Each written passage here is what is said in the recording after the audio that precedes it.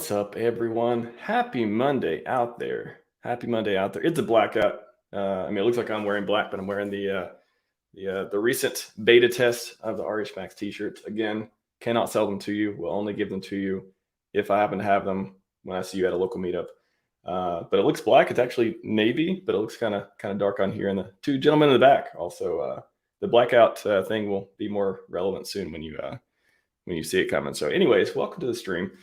This is Wealth Mindset number 3. So if you haven't watched the first 2 yet, I recommend it because there's a ton of nuggets in those. I think all 3 of us learn from each other. I think a lot of people learn from the exposure to these ideals and different things we talk about just around wealth and just mindset, just how to become the best version of yourself and how to not screw up and what screwing up looks like. Just there's no solutions, trade-offs, that sort of thing. And we'll get into a lot of different entrepreneur type mindset. Jake talks a lot about that. Maxim, self-made man as well. And myself, who's here to hopefully be around for a while to help people figure out PulseChain validators. That's what I've been doing a lot of it lately. People are like, oh, it's a validator guy now. I saw a place where I could have utility and been going very deep into that. So also feel like I'm not a dummy in a lot of other ways as well. I've been on my health, wealth, wisdom journey for the last, let's say 3 years now. So I definitely feel like I'm I don't want to say a different person. I always feel weird saying that because I feel like you start from a base, you mold, you change over time, but you really always return to what your fundamental values are. So I guess I've modified myself to do more optimal behaviors in the last few years. Maybe that's a good way of putting it. If that makes sense to everyone. But anyways, we got a ton of topics to get into. Why, when, and if you get rich off of your crypto gains. Everyone's going to tell you got lucky, but you're going to know better, aren't you? So we're going to get into that. Again, different trade-offs and stuff. I love talking about luck too, because that's a really fascinating topic. I think we got some good nuance for that. I'll pull up a couple links as well. Decision-making, another important one. So should be a good stream. It'll be very, very little crypto. Usually these are. If you have questions, we'll get to them probably towards the end, unless they're directly relevant to the topic. We'll just kind of blaze through it. So yeah, share the link and get more people involved if you want to do that. Hashtag replay gang if you show up late. And without further ado, I'll bring the gentleman in. Welcome to the show, Jake Sharpe and Maxim Broadcast. How's it going, gentlemen? Yo. Great. It's a blackout. I told you. Although, aren't we all wearing kind of like navy? It's this is navy. Scheme. Yeah. They're all navy, but they look. I don't know. My screen says black a little bit. So how's it going? How's your week? It's May now. We haven't met since all 3 of us for Wealth Mindset since I want to say February or March, somewhere through there. Been a couple months or so, which is like 2 years in crypto. So how's everything going? I mean, good, man. Last 2 days have been pretty hectic on Twitter, so I've been having a blast. But other than that, yeah, man, it's been since February. Time moves fast when you're in crypto. Super. Fast and slow at the same time. Dude, I'm telling you, Jake gets me pumped because this morning I was literally like, I think every time before I do a stream with you, whether it's Wealth Mindset or otherwise, I do like extra workout. I was doing my pull-ups today and I was like, you know what? I'm going to go for in the 30 range. Let's do in the 30s instead of the 20s, what I normally do. I can hit 42, but it's like, I don't want to push it too much. I got to have some power left over to stand for 2 hours. But yeah, man, you get me pumped up for these streams every time too. So it's just good. Your physical physique and your healthy masculinity. I love it, man. Appreciate it.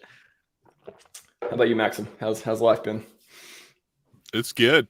I've been a little slow on the social media side the last couple months, but Twitter's dead, bro. Don't try to church it up, okay? Yeah, because you're wearing a suit. I'm just kidding. But yeah, you've been busy with sounds like a lot of stuff. Yeah, but a lot of it is focusing on it so that I don't have to focus on it. Things are taking a little bit longer than I originally expected, but trying to make the best of it as I go. But I think things are slowly winding down and I'll be able to do a little bit more soon. I'm looking forward to that. PulseChain could launch at any moment. Any moment. Yes. Could be right now. I see that on Twitter every day at least. Hey, did you read the last update from Bretup? One of the SEAL No. Team 6, the Hex girls, have posted it. No, So I haven't. Bretup put a comment out there somewhere on Telegram where essentially they're running literally the last test on PulseChain tomorrow. So mainnet could be a week or two. Ooh. Mid-May still in Imagine play? after 2 years. I think so. I think mid-May is it. Hashtag Richard Hart was Do all the right. memes.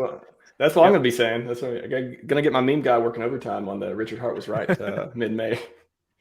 That's amazing. Yeah, it seems like every I try to talk about the real indicators. I know I started off as a joke of like you could launch at any moment, but I've talked about on the stream and on Twitter and stuff like what I'm watching for, the different DNS and certificate entries, like the kind of DevOps type stuff that actually show you stuff is happening, because it doesn't just happen with a snap of a finger. Like you have to roll the stuff out over time. And, it could be a short period of time, but you're still going to see some sort of public information notices that are not just pure hopium. So I tried to talk about that, but also, when you got, I think I started getting super bullish when, PulseChain dev, it's been super active and super positive lately. I don't think we've seen that, at least for a very long time. So, and then you said there's more updates. So I haven't had time to go through those yet, but I've said before, I'm shooting mid-May, it could be early May, but I don't think we're waiting another year. I'll say that. Yep. It's actually kind of funny. There was one other occurrence of Bretup getting extremely excited, and that was back in November 2021. So it is what it is. That's what I was going to reference. It was like, I believe last time I saw this much talk from devs was around the last time that it was going to launch, but we had to pivot to do 2.0. So that's an indicator. I would count that as a valid indicator as well. The amount of stuff you hear from devs publicly, that could be a meter as well. So, gentlemen, wealth mindset. I've got a few different topics here. I think the first one I want to put up to kind of get our brains working a little bit, and I'll share the link, I'll share the link in the chat, but also bring it up on the screen. Let's see. So this is from a guy I follow called Alex Brogan. I actually did a written interview with him, which is pretty good on the blog. I'll drop that post as well. But this one I thought it was interesting. He does a newsletter and does other stuff, and he talks about mental models, and I really learned a lot from him and just a lot of nuance around this stuff. But I wanted to start the conversation with the power of subtraction versus adding routines and stuff like this. And this post kind of just talks about, like, summary of the concept. Instead of adding new habits and solutions, focus on subtracting negative influences. Pay attention to what to avoid and eliminate, as it can be more impactful than what you add. Removing distractions and unnecessary commitments can lead to increased productivity and well-being. Have you all seen yourself, and whoever wants to go first can, instead of, we all have these different routines of, if we do this, we can increase productivity. If we just change this behavior, if we add something else in, we can do better. That's pretty commonplace, but actually removing stuff, getting things out of your way, maybe examples or some kind of references of like times you've done that or found that helpful, and removing stuff from your life instead of adding it. So start for whoever wants to jump in. I mean, big hell yes, because I used to be, so back when I was a software engineer, I used to have a crap ton of to-do list software, like Asana and stuff like that, and a crap ton of automations and daily kind of routines and tasks that would constantly pop up in Asana. What you kind of learn, and I kind of learned this from business, like a lot of business masterminds, it's a lot of the big guys, they don't have to-do lists. They just don't. To-do lists don't exist for them. So basically what they do, and I learned from a guy called Sam Muffins back in the day. He's massively successful. And what he kind of told me is, don't use a to-do list. Only have 3 big items that you work on every day. Only 3. And then the way you know that these 3 are important is if you write nothing down on paper and you don't have a to-do list, it's the 3 things that keep popping up over and over and over and over again, subconsciously and consciously. So once that is the case, those are the only 3 important things, and everything is pretty much noise. So that's kind of how I do it. And then I frantically type notes to myself in Slack like I'm a psychopath. But that is what it is. Yeah, so subtraction is massive, man. It is. I do that with emailing myself. It's like I feel like I do the new email, type in my email address. I email myself stuff all the time. I snooze it. Like, that's how I keep track of a lot of stuff too. But yeah, Slack, note taking anything, just something to remind me like, oh, here's a really good idea. I don't want to forget it. But also I feel like I get overwhelmed sometimes too. Like I get overwhelmed with, there's so many things I've snoozed, so many things I like, okay, I can't focus on that right now, but I want to do it. It's important. Let me get rid of it. You can also make a case of, is it that important if you keep snoozing it? There's certain things that maybe you just thought of, but you really don't need to do right now. Like I love the Warren, I think Warren Buffett matrix of like how to decide what to do. Is it important and knowable, right? Like you should only do it if it's both of those. If it's knowable but not important, there's no ROI. If it's important but not knowable, you have nowhere to start from. You don't know how to do it. You can't reason about it. So only do it if it's important and knowable. Like it reminds me of that as well. But how about you, Maxim? Yeah, I totally agree. I think there's something to be said for managing your focus and, finding those few core things that are valuable to you. And we're just finite people. And I mean, it reminds me of another saying that's something like, you can have whatever you want, but you can't have everything, something along those lines. And you do kind of have to pick and choose. And most, you can't have your cake and eat it too. Like you kind of have, there is a cost to being to going extreme in one direction. You have to give something up, whether that's time or focus or energy, in order to get it. And yeah, I think it's really valuable to kind of self-reflect and ask yourself, what are those things that matter to you? What are those few things that matter? And your chances of going far in those things is a lot greater when you're willing to give up something for them. And I know that's true. Like it's something I try to be really aware of. And like recently, part of the reason I've been focusing off of crypto is so I can focus back, because I understand that part of my leverage in the crypto game is having a leg up on understanding. If I'm putting in extra focus and aware of more things than someone else, even if funds or something else may be less, I have leverage on that, on the knowledge side, which is massive. And I think sometimes people underestimate how much being even 5% better than someone else, the payouts can be disproportionately good. And I definitely find that valuable. And I think it reminds me of diversification. Like people talk about how you're supposed to be diversified, and I think there's something to be said there, but there's a downside also. If you're diversifying your focus over too many things, you actually have, in my experience, you need to guard against doing mediocre at many things. Mediocre tends to have massively less output.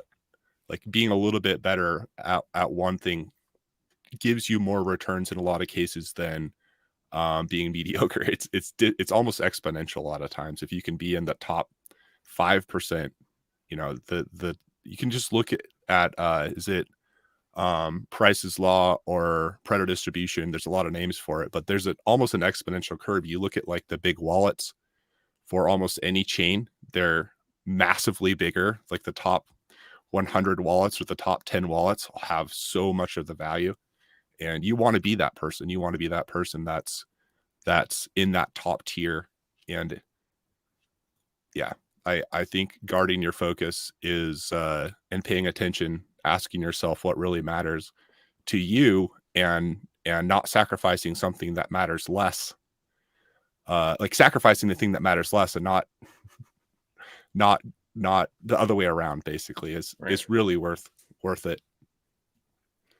I think I do that a lot too, just removing friction as far as, trying to focus on, if you want to excel, if you want to become, the top wallet, you want to become the top person in a certain category, like just focusing on that, removing a lot of the stuff that matters less, or, just being able to, just going back to like the removing example, instead of adding a new habit. Hey, you want to go to the gym, put your shoes by the door. Your gym shoes are by the door. You got a water bottle by the door. You got your gym bag. You're probably going to go to the gym more than if you have to do that at the last minute. Oh, I got to go to the closet, get stuff out, put everything together. If you are set yourself up, you got to put everything in front of you to make yourself, like, I do that all the time. I feel like I'm always optimizing for getting myself to do something rather than like just waiting until the last minute. I feel like it's like more than proactive. It's kind of like I want to ensure I'm going to do something, or I want to ensure I'm going to be successful. So how can I, based on what I know now, based on what I can do now, what can I do to put myself in a position to get that done, or make sure it gets done, and not rely on my discipline at the moment of weakness I may have later on. So just little things. And I think removing friction, I try to live, I think my day-to-day routine is like, I've got it down to the most frictionless possible. And you got to be careful though. You have to, the more stuff you remove, you got to make sure there's stuff that you don't want to do. So even if you get rich, for example, and you got a housekeeper, you get people taking care of your stuff, maybe you like going outside and working. Maybe you like cutting your grass. Maybe you like washing your car. Maybe that makes you feel good, makes you feel human, gives you an excuse to go outside, get some exercise, get some sunlight. And so you don't want to also, even if you have the means to, you don't want to hire away every single thing. What are you going to do? You're just going to sit on the computer all day? You're just going to, jet skis are fun, but I don't know if I want to go jet skiing every single day too. So it's kind of like, you want to remove the things that you don't want to do from your life, not everything. Yeah, I think it's sometimes easy to feel bad. Like this is a battle that I have in my head for not doing more things. Like, but I also recognize like the times in my life where people are like, how did you do that? They're looking at the end result and not seeing, I think this comes up a lot, but they don't see how much effort and things I did give up in order to get there. And on one side, if they saw the work, they'd be like, you're crazy. Like you gave up so much to get there. But then once you get it, everyone's like, you're special, you're amazing. But it's easy to feel like, how come I'm not doing this and this and this? But at the same time, I know that if I want that end thing, I have to give up those things. And in the process, a lot of times you don't get credit. You don't get credit until you achieve it. People think you're weird. And even there's a battle, like I said, even in my own head of like, man, maybe I should, are these other things more important? And I'm questioning these things, but I think I tend to be a little bit more extreme than the average person and trying to focus in on those few things that matter. And so far, I would say I don't regret it. I think it's worth it. Compound interest. I'm in love with compound interest. That's what I tell people. Go ahead, Jake. It is like also with crypto is this very interesting thing where the hustle mentality really does not apply to crypto unless you're an influencer, because then you can produce more content and stuff. But the actual like hustle of crypto is clickety-clacking on your keyboard and moving your mouse around, and maybe clicking a button every 4 months. So the actual hustle of crypto isn't there. So it is genuinely an IQ and kind of. So I remember learning this topic. I don't remember where it was, but it was on this idea of let us work.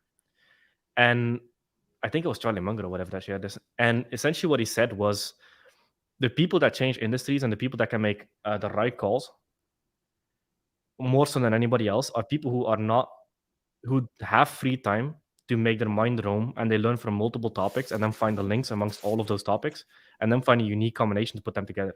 That's why Tesla was so innovative, because Elon Musk came from the tech world and then he went into a car industry which was kind of built with all of these dinosaurs that refused to kind of look outside of their box to find new ways of doing things. And it's always the people who can take multiple disciplines and not count anything out and look at what is good and is bad and apply it to multiple industries. Like there's a marketing guy I learned from.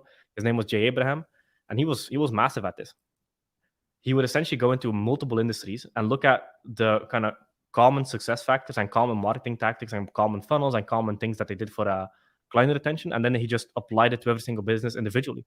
But instead of focusing on one industry and kind of the common best practices there, he focused on 20 or 100 different industries and then came back and applied it to all of his clients. So I think the same thing kind of applies to crypto. I think crypto, if you have a very unique combination of understanding economics, understanding social media marketing and community building and the kind of 2023 way of doing marketing, and you understand code, I think that's, and you have a business background. So I think this is interesting. So the way I kind of look at cryptos is, so a mastermind I was a part of, there was this roofing guy in there. And this roofing guy, he said something that completely changed my mindset on business and basically anything forever. He said that, so he ran a 9-figure roofing company, so over $100 million a year in sales. And what he said was, we're a sales and marketing company. We just happen to be extremely good at roofing. give us another product to sell, and we'll be at 9 figures again. So they were not a roofing company, they were a sales and marketing company, because that's where the exponential things happen. That's where the skill set actually matters. So what I took away from that is crypto is the exact same thing. Instead of selling roofing, you're selling a product. You're selling a crypto. So if a crypto does not have a sales and marketing engine, it's a failed business, which is why community is everything. So that's an example of taking something from an outside industry and applying it to crypto, which is why I like public founders. Because for the people that don't understand how powerful personal brands are, they just have closed their eyes since 2018. Personal brands are everything. Richard Branson, Elon Musk, Richard Hart. Like for Hex, as an example, Hex is Richard Hart, and Richard Hart is Hex. Without Richard Hart, Hex would have failed. Because of having a public founder is so damn powerful. It just is. So that's an example. Yeah, public founders just, I don't know. It's funny. We had a conversation the other day about, what if, me and Cryptographics were talking about what if Richard does a Satoshi and just, disappears. Or not disappears, but maybe he after PulseChain launches and stuff, he just kind of just goes and does longevity research and all the other goals he wants to do. And thinking, well, also, what if Satoshi comes back? Is that good for Bitcoin? Is that a big run up on the excitement and then a big dump because now the 1 million coins are in play? Like there's so many different interesting scenarios around personal brands and being involved with the project, not being involved and stuff like that. So it made me think of that conversation, which is pretty good. However, though, I do want to go back to something that Maxim, there's a thread that I want to pull. You were talking about people don't see the work that goes into things. And if they did, may they think you're crazy, but then at the end they see the success and now they're like, oh, how'd you do that? What'd you do the entire time? It reminds me of everyone I tell about crypto now. It's like, they don't believe it. They can't believe it. They don't see it. They won't know until you have that extreme personal success. And again, we talked about this before. I think all of us have success in different ways. I don't think any of us are billionaires right now, but when you get to a certain point when you're so successful, I was watching Mark Manson. Oh my gosh, I've been watching a lot of him lately. Wrote the what was the name of the book? How to not give up. No, the no. The art of not. Yes, that one. Yes. So that guy, his YouTube is awesome. He did a great interview with Tom Bayou, who made Quest chips, the protein chips, actually very, very tasty chips. I didn't even know that was him, and he's like a self-help guy, but I've been eating those chips for a long time because of keto and stuff too, so they're fantastic. Anyways, they had a conversation, great stream the other day, and full of nuggets, full of gems to share on Twitter. And he was talking about just like nobody wanted to talk to him, and they were just confused about how he made all this internet money. He's like, oh, he's got this internet money now. I feel like the same thing's going to happen when everyone who's making the right decisions right now gets what they gets what they deserve, gets what their actions show, get whatever that becomes, whether it's riches or not. They become successful in that vertical, and then people are going to be asking, what happened? How'd you do it? And maybe you tell them, hey, you haven't been listening, or maybe you tell them, hey, here's what I did. Here, they're going to ask all these follow-up questions. Oh, is it still there? They're going to be coping like, oh, all the gains are gone now, though, right? Like they're going to try to make themselves feel better if they didn't listen before. Very interesting human psychology stuff that's going to be on display when all this stuff happens. However, that part of when they say, or they try to cope or whatever, and they say, oh, they just got lucky. He just got lucky. He came, he just happened to get in the right time. All that, we've talked about on this before, the luck surface area, the mental model of being sensitive to opportunities, good opportunities, like interesting ones, and putting yourself in a position, you create your own luck. You have this like luck surface area. Maybe it's 10% of your where you're walking. Maybe it's 20%. Maybe it's 50%. And then the more things, the more time you put in, the more effort, the more compounding, the more research you do, it increases your luck surface area until you get to like 80, 90%. You're not really lucky anymore. You're making your own luck, in a different way. So I want to talk about luck because I think that's one of the most, it's also annoying when I hear people, because it also takes away from your achievement, right? Like if people say you got lucky, one, they're making themselves feel better. And two, they're making you look worse. So it's literally someone the other day, I was talking to about crypto, and he's probably one of my friends who's wants as little to do with it as possible, doesn't believe in it, thinks it's, Beanie Babies, all, those type of guys. I love him as a person, but we can't talk about crypto at all. And I remember him telling me the other day, he's like, I was telling about these investments and some of my plans and stuff like that. And he's like, how are you going to do it? And I'm like, well, yeah, I have these investments and otherwise. And then he just kind of laughed and was like, oh, good luck. And as soon as he said good luck, my instant response was in a very, not mad or nothing like that. My first response was, I don't need luck. My first response to him. And he, and the conversation just kind of ended and we just went on and nothing else came from it. But that's how I feel, is I don't need luck. I've increased my luck surface area so much by being sensitive to these type of opportunities, putting in the work, putting in the effort, compounding interest so much. I don't need what you call luck. And there's different kinds of luck, and we'll get into that as well. But I don't need luck you don't need luck when you make your own luck. I guess that's something to get from it. But you don't want to be playing the game in a way where luck is the only reason that you make your returns. Yeah. And I think crypto and gambling, which is basically luck in a lot of ways, are very commonly associated together. And I know that's something for myself. I want to be very, very careful. I do not want to be gambling. I do not want to be just lucky. I want to be controlling myself. I can't control the markets, but I can control my approach to the markets. And as the more educated I can be in understanding basic explanations for what makes a good community, what makes a token pump, like learning as I go, the less luck there is in it. And I can look back and be like, I was, early in Hex, and yeah, that was lucky. But when I was doing that, I was literally I'd been in crypto since 2015, looking for these opportunities and understanding what opportunities look like. And I saw that Hex could be that opportunity. That was very intentional when I was doing it. And I didn't know that it was going to do as well as it has even now in this dip relative to the beginning. It's doing very well. But I think people could easily look to that and oh, that's why you have so much, worth locked up in crypto, is because you got in early in Hex. And yes, that's true, but it was intentional at the time. And I was looking for those opportunities. And like Jake was saying earlier, I spent a lot of time. I try to spend a lot of time focusing and thinking about crypto, but it doesn't always relate to clicking. It doesn't mean I'm doing something, moving funds around. I hardly move funds around at all.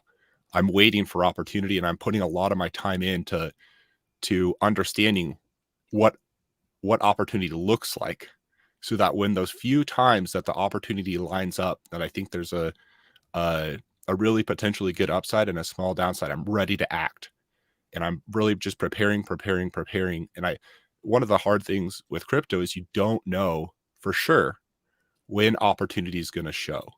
And you can have educated guesses. To me, for example, specifically this PulseChain launch, that's one of those times that's potentially, in my opinion, the 80-20 rule or the 20-80 rule, where it's one of those times where if you have a good thought out plan, you have a chance of acting on opportunity. There's a big event happening, and if you play that well, you might have a lot to show for it. It's a time to prepare for and strategize for, and have that be ready for opportunity at that time. And you can kind of be educated and have some idea of when opportunity is going to show, but a lot of it is not just clicking. And it's interesting, because I think that separates a lot of people, just an observation, from the people that end up having more to show for it relative to other people, is that people just make stuff happen. They just play little short-term games that are very high risk just because they want to be doing something. And I think a lot of it, it's more it's all for me, more specifically, I end up I have brainstorm sheets where I just write out things what do I think about, and I'll just write whatever comes into my mind out, and over through the process I start developing a more defined plan. And a lot of times I'll throw out all these ideas, and then I come down to a very, very, it's when I get the answer basically at the end, it's usually really simple, really straightforward, And it's not really that creative. It took a lot of creative thought to get to that very simple, straightforward answer, which is always surprising to me. Like, you'd think it'd be some brilliant creative like 4D chess thing, but it's usually actually really straightforward.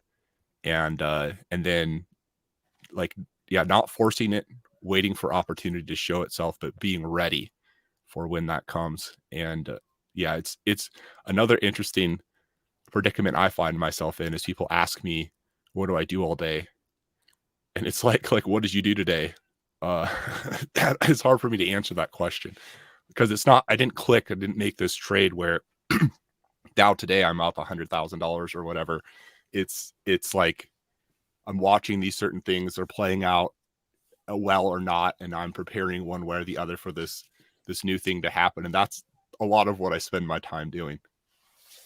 Yeah. I mean, to kind of piggyback off that is the reason I basically stopped everything I was doing and went full-time crypto is because one thing pissed me off. So I saw a lot of very young dudes getting extremely wealthy, but not smart people. Just they lucked out. Let's kind of put it that way, sort of. They were probably in crypto since like 2016 and stuff like that. But then when you look at crypto, the amount of new billionaires created in the last 5 years, a heavy high percentage of those are crypto. And just to put that in perspective, most billionaires are in industries that are 150 plus years old. Crypto is only a 12, 15-year-old industry.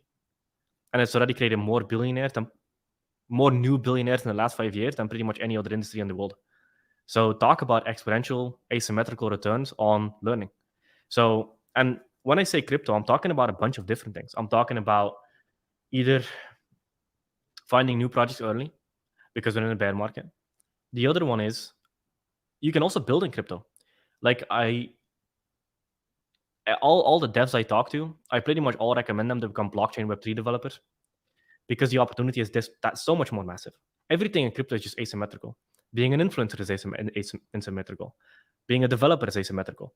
Being an investor is asymmetrical. Everything about crypto is so early, so asymmetrical, and it's pretty much unstoppable. It's unstoppable tech.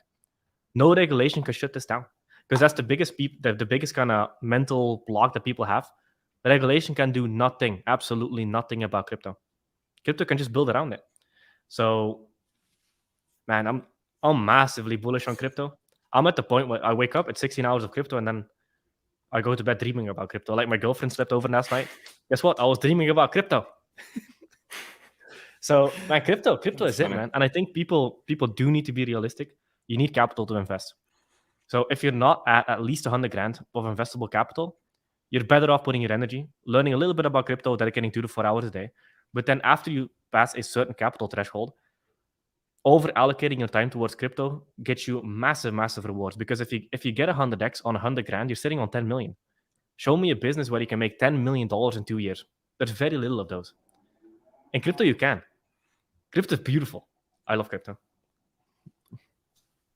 Mic drop. I love crypto. Yeah. It is the way to buy your freedom. It is. That's the point, right? It's not unless you're Godwell.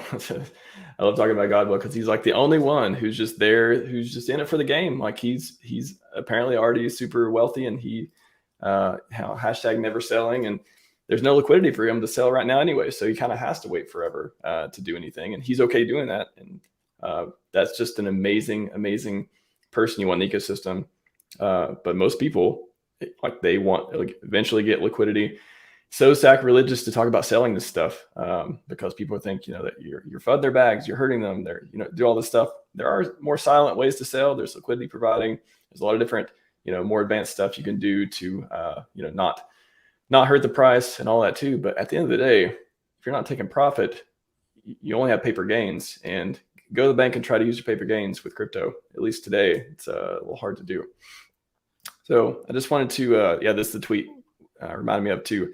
If you treat crypto like a slot machine, that is experience you will have. You'll win some, lose most, and quit fast. If you treat it like an investment and hold products that work with product market fit, successful founders are going to find it hard not to make money. That's where you want to be. You want it to be hard for you to lose. I think me and Maxim have talked about this. Did we talk about it that one stream where it was like you don't always have to make the right decisions but you just want to avoid. I mean, that's kind of like what Charlie Munger talks about. Tell me the place where I'm going to die and I'll never go there. It's not that you always want to make the right decision. It's that you want to avoid bad decisions. So it's so many people do this. They treat it like a slot machine. Oh, price up, price down. Oh, I'm getting out now. Oh, that was just my extra money anyways. I mean, you do it like that, you're going to put all the emotions of being at the casino in there. If you want to be at the casino, most people win at the casino or they lose at the casino. They don't. They're in business for a reason. Casino ain't there to give you money. So I wanted to cover. I think this is really interesting. I'll put it in the chat as well. A guy I follow who does a whole bunch of Naval stuff. Naval Ravikant, one of my favorite people in the world. Like him, Richard, Alex Ramosi, 3 super good people to listen to and learn from. He covers a lot of the different stuff with Naval and different types of luck and things like that. I really like the way he talks about this. So I think this is Naval's or maybe it's what's his name's too. Maybe it's this guy as well. Yeah, I guess he's talking about these 2 people. But I love the way they explain this. So like they basically talk about 4 different kinds of luck. So 1, blind luck, where you just have no control. It's kind of what Max was talking about earlier. Positive event happens out of your control. It's just fortune. It's just like good fortune. Maybe that's a good way of putting it too, differentiating between luck and fortune. And then luck from hustling. So you have some human influence. You're doing a lot of things. You're putting in the work. You have more chances to stumble upon an opportunity. That's kind of like increasing your luck surface area, like the amount of surface area where you're walking around and lucky stuff happens to you because you built up a broader surface for it to be attracted to you. Luck is starting to be attracted to you. And then the third one, luck from preparation, which we've talked about a lot too. When you become highly skilled at something and knowledgeable in a specific field, you'll be able to spot opportunities. You become sensible to luck. So people start treating you as someone they want to do business with because you start showing this. You start showing the preparedness. You start showing the confidence, the success, stuff like that. So opportunities start hunting you. And then the fourth type, luck from your unique character. So when you build it, this is what Jake was talking about too. When you build a unique character, brand, and mindset, luck finds you. This is when it's kind of, they say complete control. I almost want to say it's out of your control. It's like, you don't need to do anything after that. Like they talk about famous investors. Nobody says, Warren, tell me how you're going to invest this money. Nobody asks him. They're like, they want to give him or any other successful investor as much money as they can and say, do whatever you do with it. You are the person. You are the one that's going to make it great. So, what do y'all think about those different kinds of luck or experiences with it? I like it. I love you it. You can go first. Yeah, I remember I've listened to the Naval. I think it's Naval and Navi, the people that you mentioned there. Did yep. I think it's like a 3-hour video. It's on YouTube, and they talked about seen that one, and that impacted me. I've listened to that interview, I don't know how many times, and yeah, I think, I think it's really worth it. I think people should listen to it. I'm going to try to find the link and post it in the. Yes, please. That'd be great. It was really valuable to me. I can say that. Like it opened up my mind, and not only me. But I was just talking to another friend recently that's not a developer, but he's creating the specific software, and he's a construction guy. But he's built up his business enough that he has a lot of free time, and because of the influence of Naval, it's opened up his mind to some opportunities, and I think he's going to do very well. And it's just cool seeing people play out some of these ideas, and I think they've surely, made my thoughts more efficient. And I don't want to be lucky. I want to make my luck. I want to get rich because I understand what does it take to get wealthy. And I think Naval specifically very talented at breaking down that process. I'll just read this quote and I'll pass it to Jake. I like to think that if I lost all my money and you dropped me in some random street in any English-speaking country, within 5-10 years, I'd be wealthy again because it's a skill set I've developed and I think anyone can develop. In 1,000 parallel universes, you want to be wealthy in 999 of them. You don't want to be wealthy in 50 of them where you just got lucky. You want to factor luck out of it. Very powerful quote. That's I like what I that. want. Yeah. Yeah. I mean, these are all very interesting conversations. I like it. It's I don't know. I also think one of the biggest things is, man, this is gonna sound so. There was a quote I heard back in the day that completely changed my mind, because I used to, so being a software engineer, I was extremely logic based, and then somebody told me something where not every millionaire is spiritual, but every billionaire is, and they were kind of relating it to astrology, gematria, numerology, and for instance, the building that I live in currently, like one of my home bases, I like calling it. This was built by Chinese developers.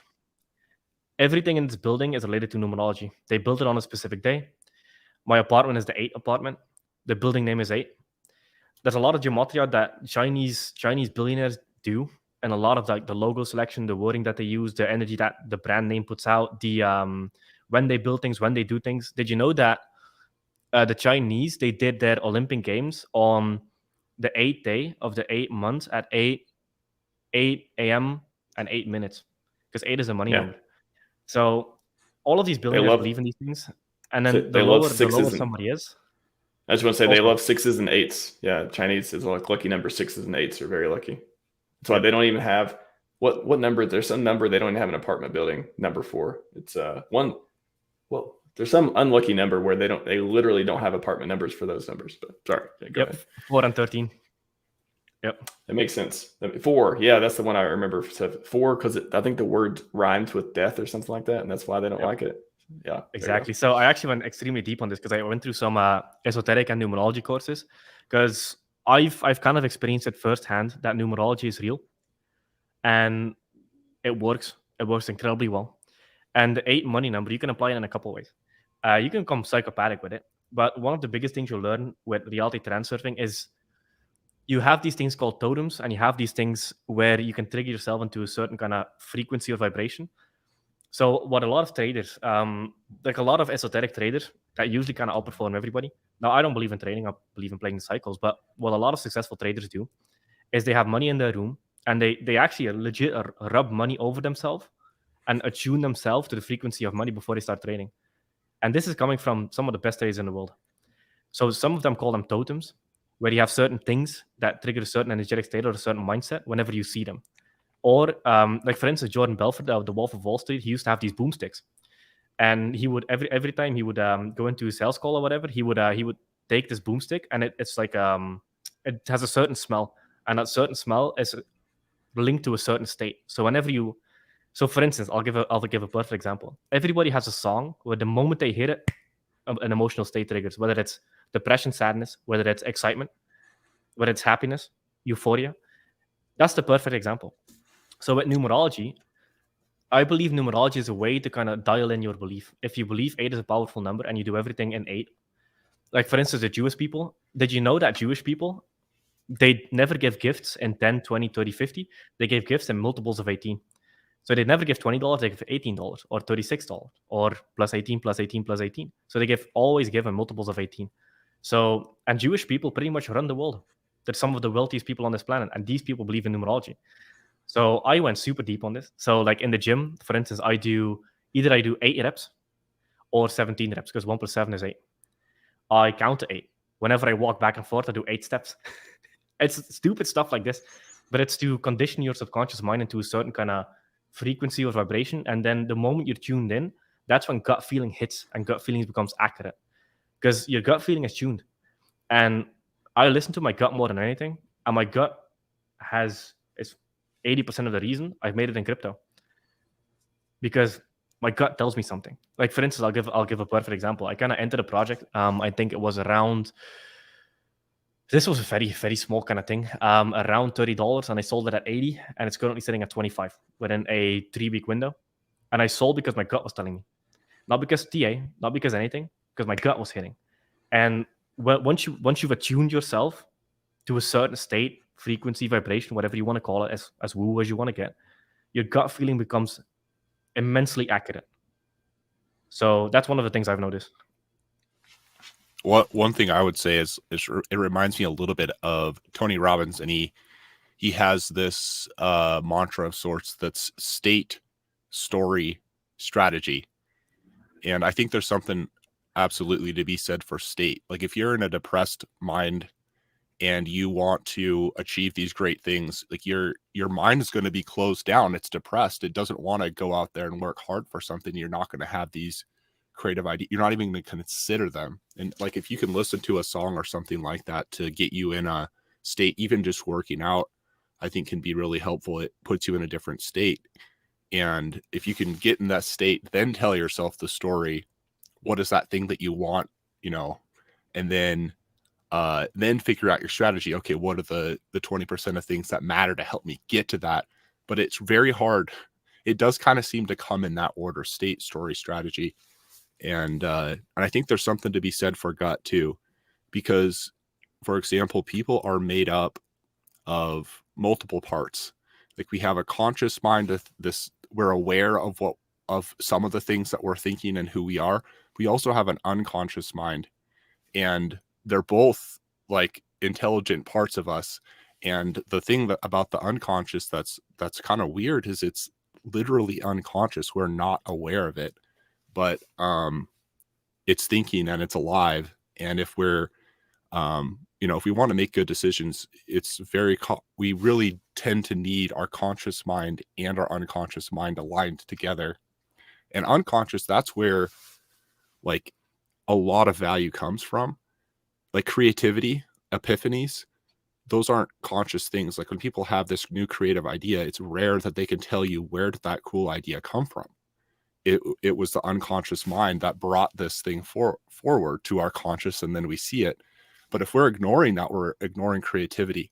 And I think a lot of progress is reliant on creativity. Like a lot of, even the scientific process itself kind of relies on unconscious and conscious. It's like, in order for the scientific process to work, you have to have a theory. Where does the theory come from? It doesn't come rationally. It comes from conjecture. It comes from kind of an epiphany. Oh, what about this? And then you use critical thought and an experiment to try to prove it wrong. And you can't prove something right, but you can prove it wrong. And that's kind of a similar process with a lot of things. You need the conscious and the unconscious coming together, and you don't want to be disregarding one or the other. And I don't know, that's where my mind goes listening to what you guys are saying. Yep. Yeah, it's just what Jake was talking about too, about the numerology. It's reminding me of doing certain reps or a certain number of things. I always want to do like one or two more. It's like this conscious thing of like I never want to lie. Like, if I tell people I do a certain, they're like, oh, how many block can you do? How fast can you do this? Blah, blah, blah. I always try to do a little bit more, so I can always, I don't want to be awkward in conversation and say precise numbers all the time, but at least I can say, 5-minute mile, 6-minute mile, blah, blah, blah, stuff like that. But I always try to do a little bit more. And it's this funny thing where it's like, it also keeps me honest with other people, keeps me honest with myself, and it pushes me and motivates me to do a little bit more. And it's even, I always have this thing where I want to be, and it's like the opposite of sales, but I have this thing about me where I'd rather be surprisingly good instead of like a disappointingly not as good as people think. So I'll be like, if somebody says, oh, how many push-ups can you do? And I'm like, oh, I can do like 100 or whatever. Not that I can do that, but just saying that. But if they say, and then they tell you can't do 100, like, well, actually I did 113 the other day. Like, I kind of always want to have that like a little bit extra in my back pocket. So it tends to motivate me to push myself even further. So it's like a healthy kind of tick almost, which I think is interesting and plays a little bit of role there with the numerology maybe too. Not specific numbers, but like specific way of like doing things or thinking about things that kind of relate to numbers. Yes. So, man, okay, this stuff is pretty deep, but you all know the saying about how you do one thing is how you do everything. It applies to everything. It's universal, which means that if you're accurate in the way that you count, you become accurate in your decisions. If you're vague about something in your life, you're vague about everything. So that's why I don't do business with fat people. I just don't, because if they can't even take care of themselves, your body is a representation of your mental and emotional state. I believe that. Richard Hart is pretty much the only exception to this, but pretty much all the people I listen to care about their health. They care about being accurate. And you become accurate once you become accurate at everything in your life. The way you count, the amount of reps that you do, how you word things. So I like Andrew Tate a lot. And one of the things he said on one of his podcasts was, every single thing you think about, every single thing you speak is self-hypnosis. So the way you talk and the words you use have a direct impact on your energetic state. So a lot of people just spew words and they don't understand what's coming out of their mouth, which is when like, for instance, when you watch an Elon Musk interview, he always pauses for like 3 to 5 seconds before he speaks, because he's carefully choosing the words that he speaks. He's accurate, which is why he's so accurate in his business. I believe how somebody does one thing is how they do everything. If they're vague in one area of their life, they're vague in everything. If they're sloppy in one area, they're sloppy at everything, even if they fail to admit it. So by taking control of one thing and then putting your focus on it and becoming accurate across the board, like one of the things I also learned in the business mastermind is the way that you work out is the way that you work. Which means that if you're a long endurance type runner and you run for like 4 hours, that's usually how you work. But if you work out in sprints of 30 minutes, that's usually how you work. You work explosively and you get a lot done quick, or you do everything slowly and then you're like a grinder. You work for 12 hours. So how you do one thing is how you do everything. I try to apply it to everything. Yeah, there's a book called As a Man Thinketh by James Allen that it's not a very long book. It's kind of written in odd language, but it talks about that, and I think it makes that idea real. And I agree with you. It's very hard to, for example, lie in one area and then not lie in another, because it's hard to be a liar and not a liar as an individual. Like if you hold yourself to a standard in one area, you become the person that holds himself to a standard. And you want to be really careful, I think, like lowering your standards anywhere. And yeah, I agree with you. You want to be that person, and it will play out in whatever you do. So it gives more meaning to me in those small things that are easy to be like, this doesn't matter. When I tell myself it does, because I'm changing myself. If I lie here, for example, then I'm now letting lies be a part of who I am. And then when a bigger thing comes, now I'm a little bit of a liar, and I'll be a little bit of a liar there. You can't just switch it on and off whenever I want. Let's practice this thing out. Yep. For sure. Yeah, I think what's really I found fascinating too is just about being someone. I mean, you could be streaming, it could be, you know, a personality of any sort. It's one of those things where when you do it, it's you want to be. I think Naval quote, I think it's from Naval, that really speaks to me is, if you really want to know whether you like something or you want to do something, if you really want to know if it's like you truly want to do it or you're doing it for someone else, would you do it if no one was watching? Would you still do the exact same thing? If you couldn't tell anyone about it, no one was watching, you couldn't tell anyone about it, would you still do it? And I've used that so many times of like, I've thought about this thing of like, why am I spending time on this? Why am I doing this? And, you know, I get the dopamine hit of putting the new tweet out with a meme. And I think, you know, not just that particular situation, but just in general, you can think of yourself doing all these things that you know other people are going to see and give you kudos for in some way or another. But if you ever want to, like, you know, just graphics reminded me of this, like figure out, like accurately describe yourself, figure out what you really want.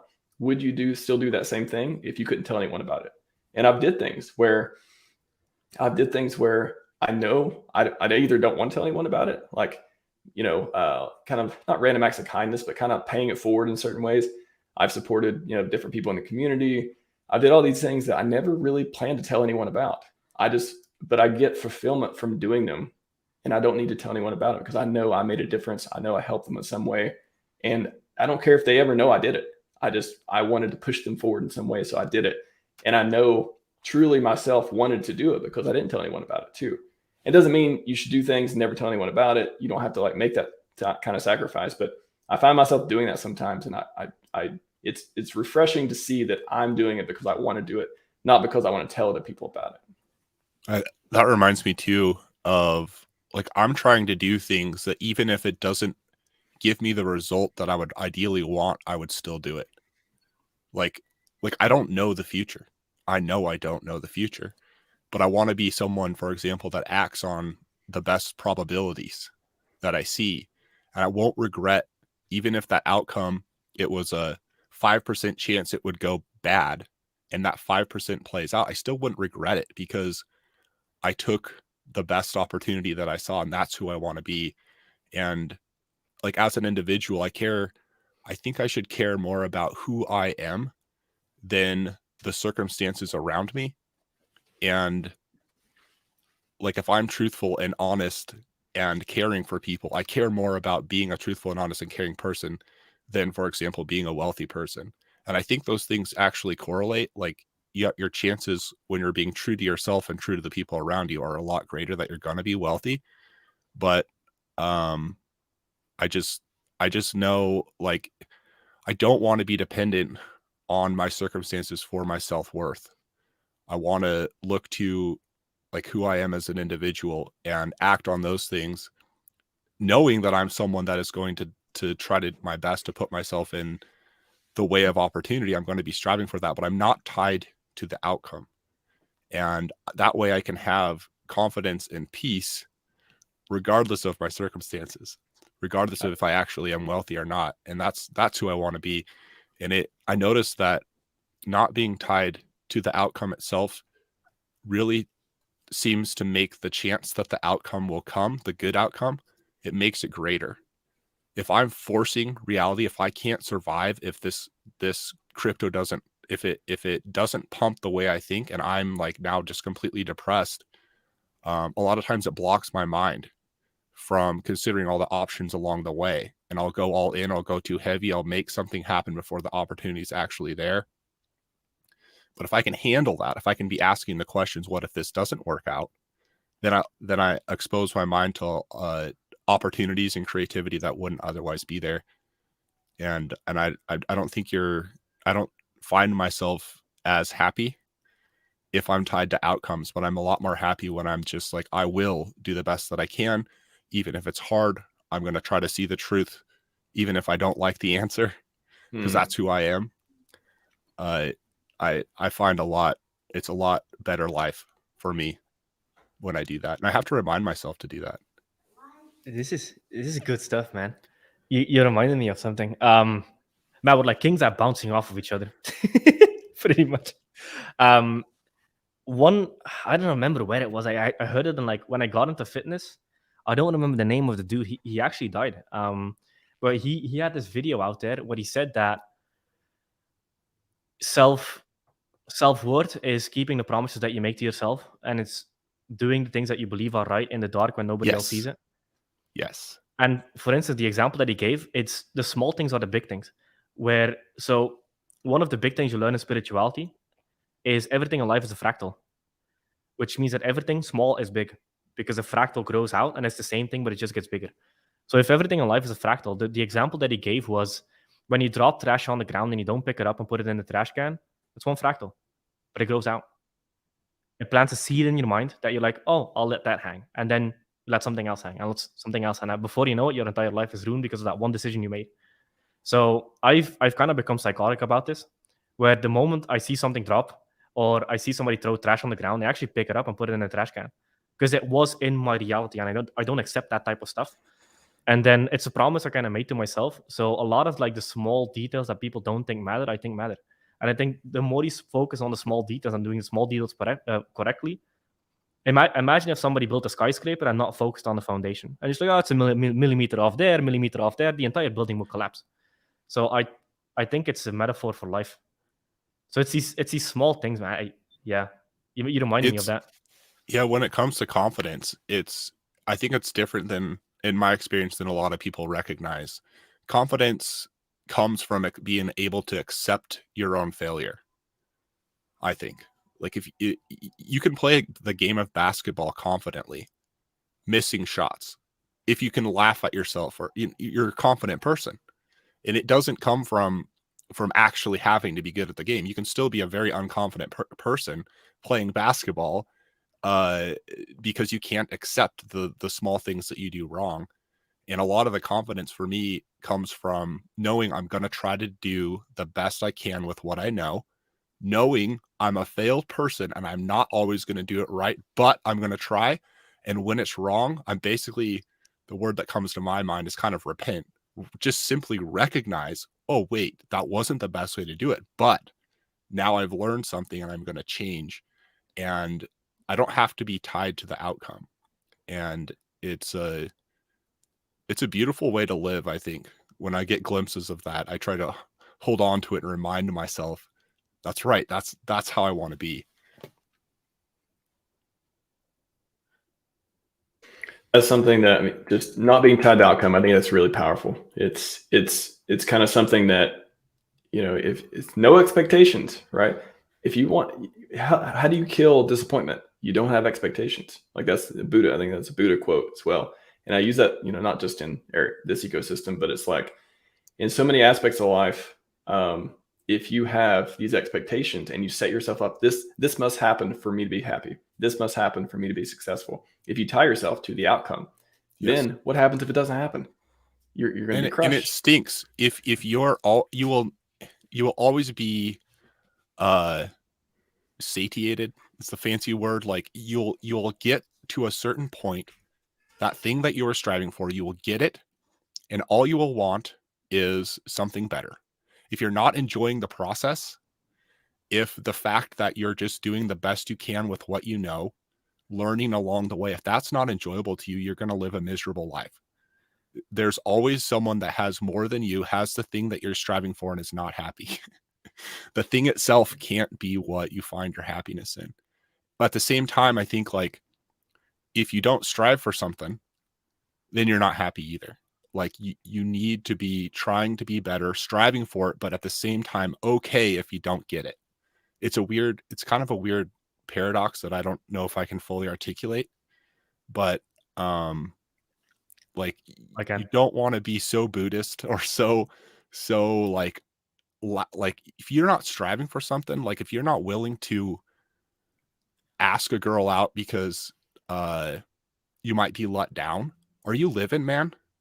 Like, you're never giving yourself the chance for love or whatever that thing is. Like what is life without striving for something better, man? I'm gonna freaking fight, but I know that if I don't get it, I still need to be okay. And so there's this weird almost paradox of the combination of those two things, striving for things that are better, but being okay if they don't work out on the time frame or exactly the way that you think.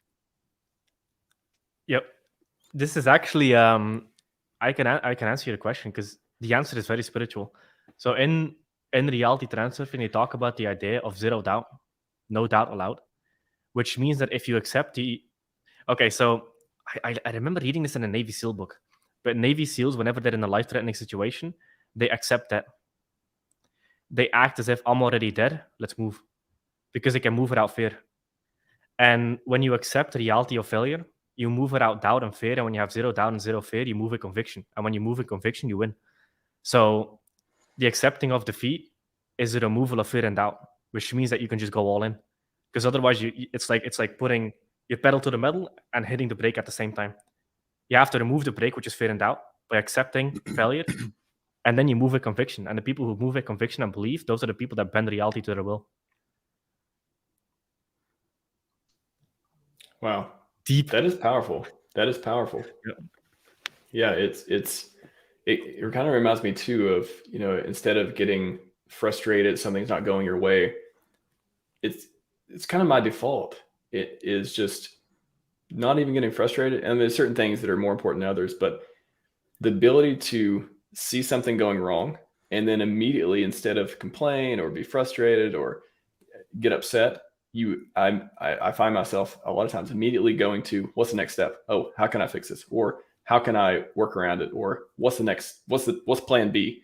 I don't even have it's kind of like not having an emotional response. It's like, you can have an emotional response to emotional situations, but if you are trying to make a decision and something isn't going your way, the ability to pivot quickly and to not get bogged down in all the just angst of, oh, I can't believe that didn't work.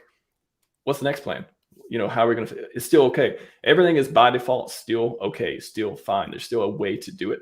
It's kind of like that, the rich dad, poor dad deal of, instead of saying, I can't do it or I can't afford it, it is, how can I do it? How can I afford it? Yeah. I think that's been so natural with me lately, and it's just helped me so much make decisions. Yeah, another mental habit I like to remind myself of is, I think it was made kind of famous by Jocko Willink, but the good, something bad happens, good. Like, there's a powerful speech by him on that, and I think there's truth in it. Like, there's opportunity in almost everything, and the bad thing can be an opportunity for something good.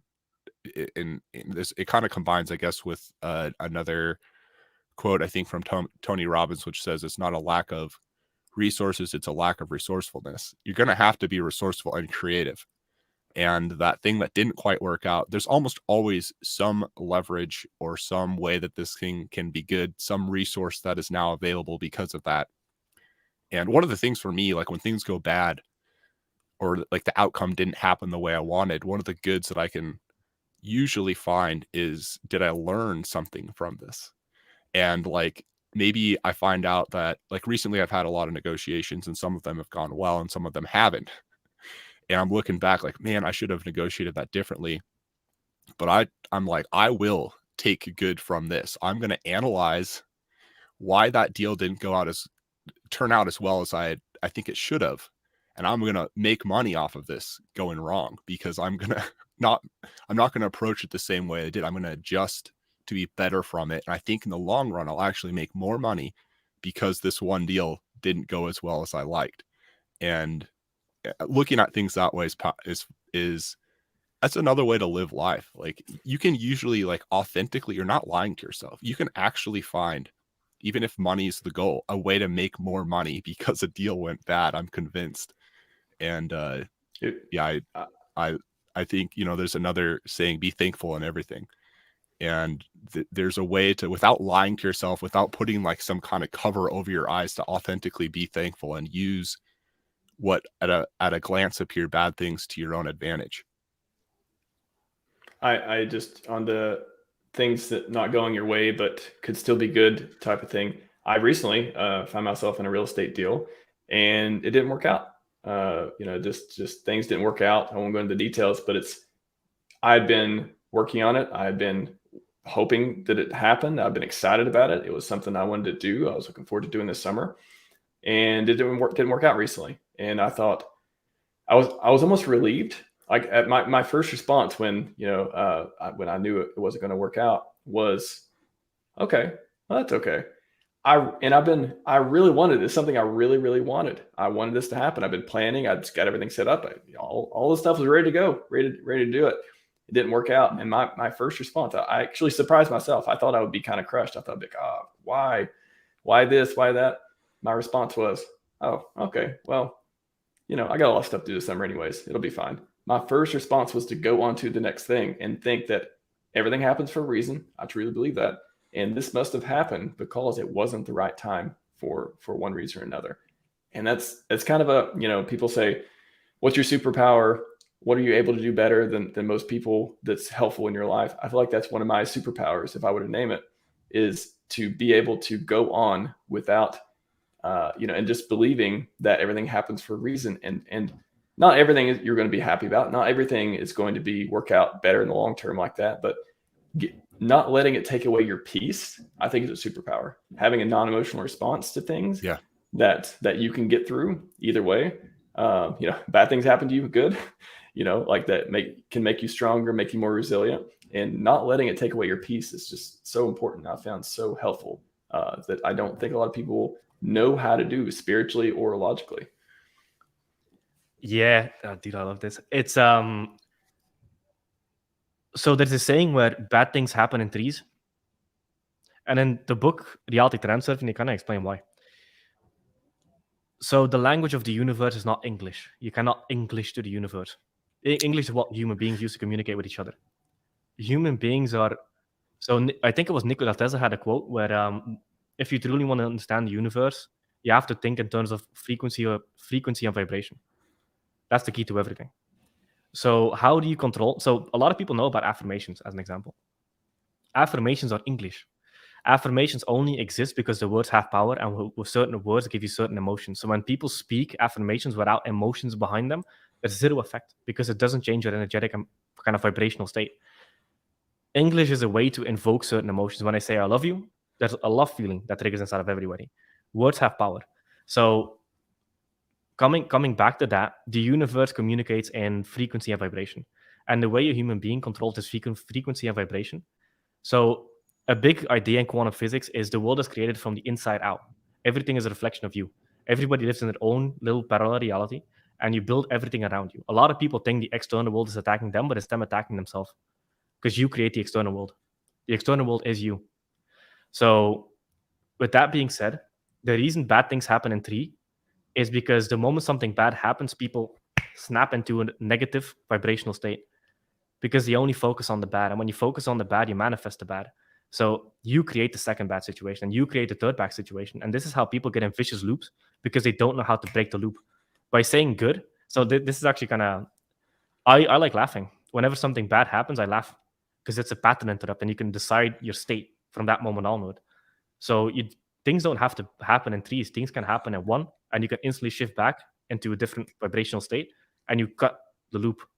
So I don't believe in vicious spirals. I believe in vicious loops. And when you break the loop, you can decide what the next loop is that you go on. So in reality transurfing, they talk about this idea of the wave of fortune. And man, that idea completely changed my life forever. So the wave of fortune, you know that you're on the wave of fortune when there are no obstacles in your life. The universe has a way of putting obstacles in your life if you're not on the path that is uniquely yours. So I used to, like, for instance, with my first business, which was a nightlife company, there was so many damn obstacles. A crap ton of security stuff, legal stuff, permit stuff. And they were legit obstacles. Like, it was not stupid paperwork. It was legit obstacles.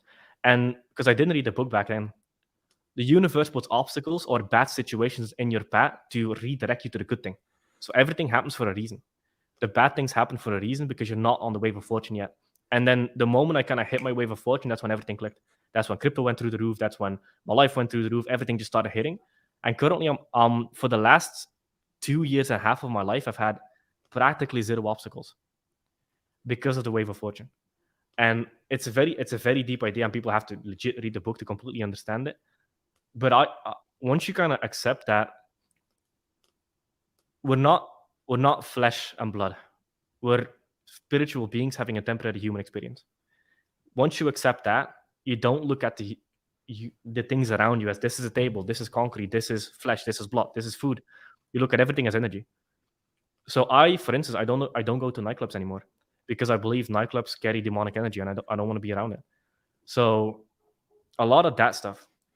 Yeah. So when people say to other people, you're pure, they mean that you're not corrupted because there's no dark or demonic energy inside of you. You know these people that you just see and they feel so pure. Like my girlfriend now, she's so pure, so pure. There's no corruption whatsoever, and it's so goddamn refreshing. So, like, for instance, in dating, when I talk to a girl and I get this weird gut feeling, I instantly cut the conversation off because your gut feeling knows far, far, far in advance. Your gut feeling knows the future long before you do. So a bad gut feeling usually means that the decision you're about to make is going to be a bad decision because the gut feeling, so your gut and heart are connected. They're practically the same thing. When people say gut feeling, they mean heart. That's what they mean. And your heart is connected to parallel universes. Time is a man-made construct. The only thing that ever exists is now. The future exists now. The past exists now. And your heart is connected to everything. So when you get a bad gut feeling, it's because the lifeline that you're about to step on is not uniquely yours, and it's not your wave of fortune. And when you get a good gut feeling, you have to run with it. Because even if it doesn't seem like the right decision in the moment, your gut knows it's the right decision 2 months from now or a year from now. So, welcome to a spiritual awakening with Jake. I love these topics. Yeah, I can just back up like my version of what you're saying, Jake. And I think gut is something that takes a while to kind of understand. But for me, there's something inside of me I can just feel doesn't like something. And a lot of times for me, I end up like, if it's a trade or something like that, like it's something inside of me, it's like, I just don't feel right about it. I just don't act. I'll start brainstorming basically. And usually I can start articulating exactly why there was something there that I shouldn't, act on, or I should act on. And I almost like there's so many times in my life where people have wanted me to act a certain way, and it's hard for me at the time to articulate why I shouldn't. But I know that my gut is basically telling me there's something there, you shouldn't act yet. And there's a number of self-help people that put a lot of emphasis on action. And I think there's something potentially good, there's value there in taking action. But there are times where my gut is telling me, wait, don't take action. And there's times I got to just take action. Let's do this. And then I almost always regret it. And Yep. I think different people are different. It looks a little bit different, what the gut feeling is like. And people emphasize one side or the other naturally. But for me, a lot of it is, I need to think more about this. And usually I end up having clarity, which I was talking about earlier, usually ends up being something very straightforward and very simple. And then I have the gut feeling aligned, and then I have a better plan of action. And I rarely, when I get to that point, regret it. I rarely regret. And yeah, I think there is definitely something to be said for listening to the gut. I think that it's interesting. I may take a little different approach on, I feel like I have, so the gut feeling, when I get it, usually my first response is I want to stop, because I don't know if you would say the gut feeling is emotional, it's spiritual. To me, it's like I kind of stop myself and say, okay, why am I feeling this? Am I feeling it because the environment is unfamiliar? Am I feeling it because just deep down inside this feels wrong? Do I feel it because, or my gut feeling? If it's like go for it, am I feeling like is it over exuberance? Is it something that there's something in the back of my mind I really, really want, and this looks like the quickest way to get it. So I kind of like, Naval talks about putting yourself in debug mode. I kind of, when I get that gut feeling, I'm like, if I have time to make a decision, I feel like, okay, let's take a step back for a moment before you proceed or not. Is it your environment? Are you comfortable with it? Is this something that you're going to, the 5-5-5 rule? How are you going to feel in 5 minutes, 5 hours, 5 days, 5 weeks, 5 years? I kind of like go through that process of, is this, it's not even a legit feeling, because I think, all the emotional feelings have some kind of legitimacy and some kind of background and some part of our mind or heart or soul. But is it going to be helpful to act upon that particular feeling, whether it's gut feeling or otherwise? So I think I have a pause, at least, where I kind of go through stuff before acting on it. And I wouldn't say they're always correct. I think you can be, your gut feeling can be influenced by your environment or your inexperience or your subconscious. So that, usually for me, if I think about it enough, I can articulate what the gut feeling really was.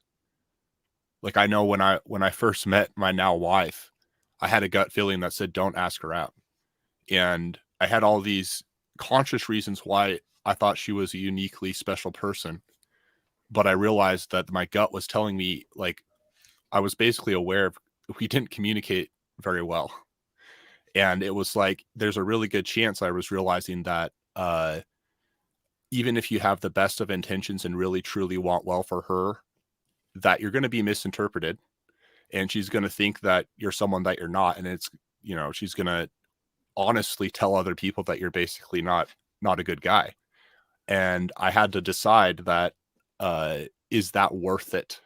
And once I decided that she's special enough that even if that misinterpretation happens and she thinks I'm much worse than I think I am or something like that, she misinterprets good intentions as bad intentions, is it worth it? And once I realized that was why my gut was having me wait, and I could articulate to myself what was going on and that it was worth it, then I was able to move forward. And it worked so much to my advantage because I was so very confident.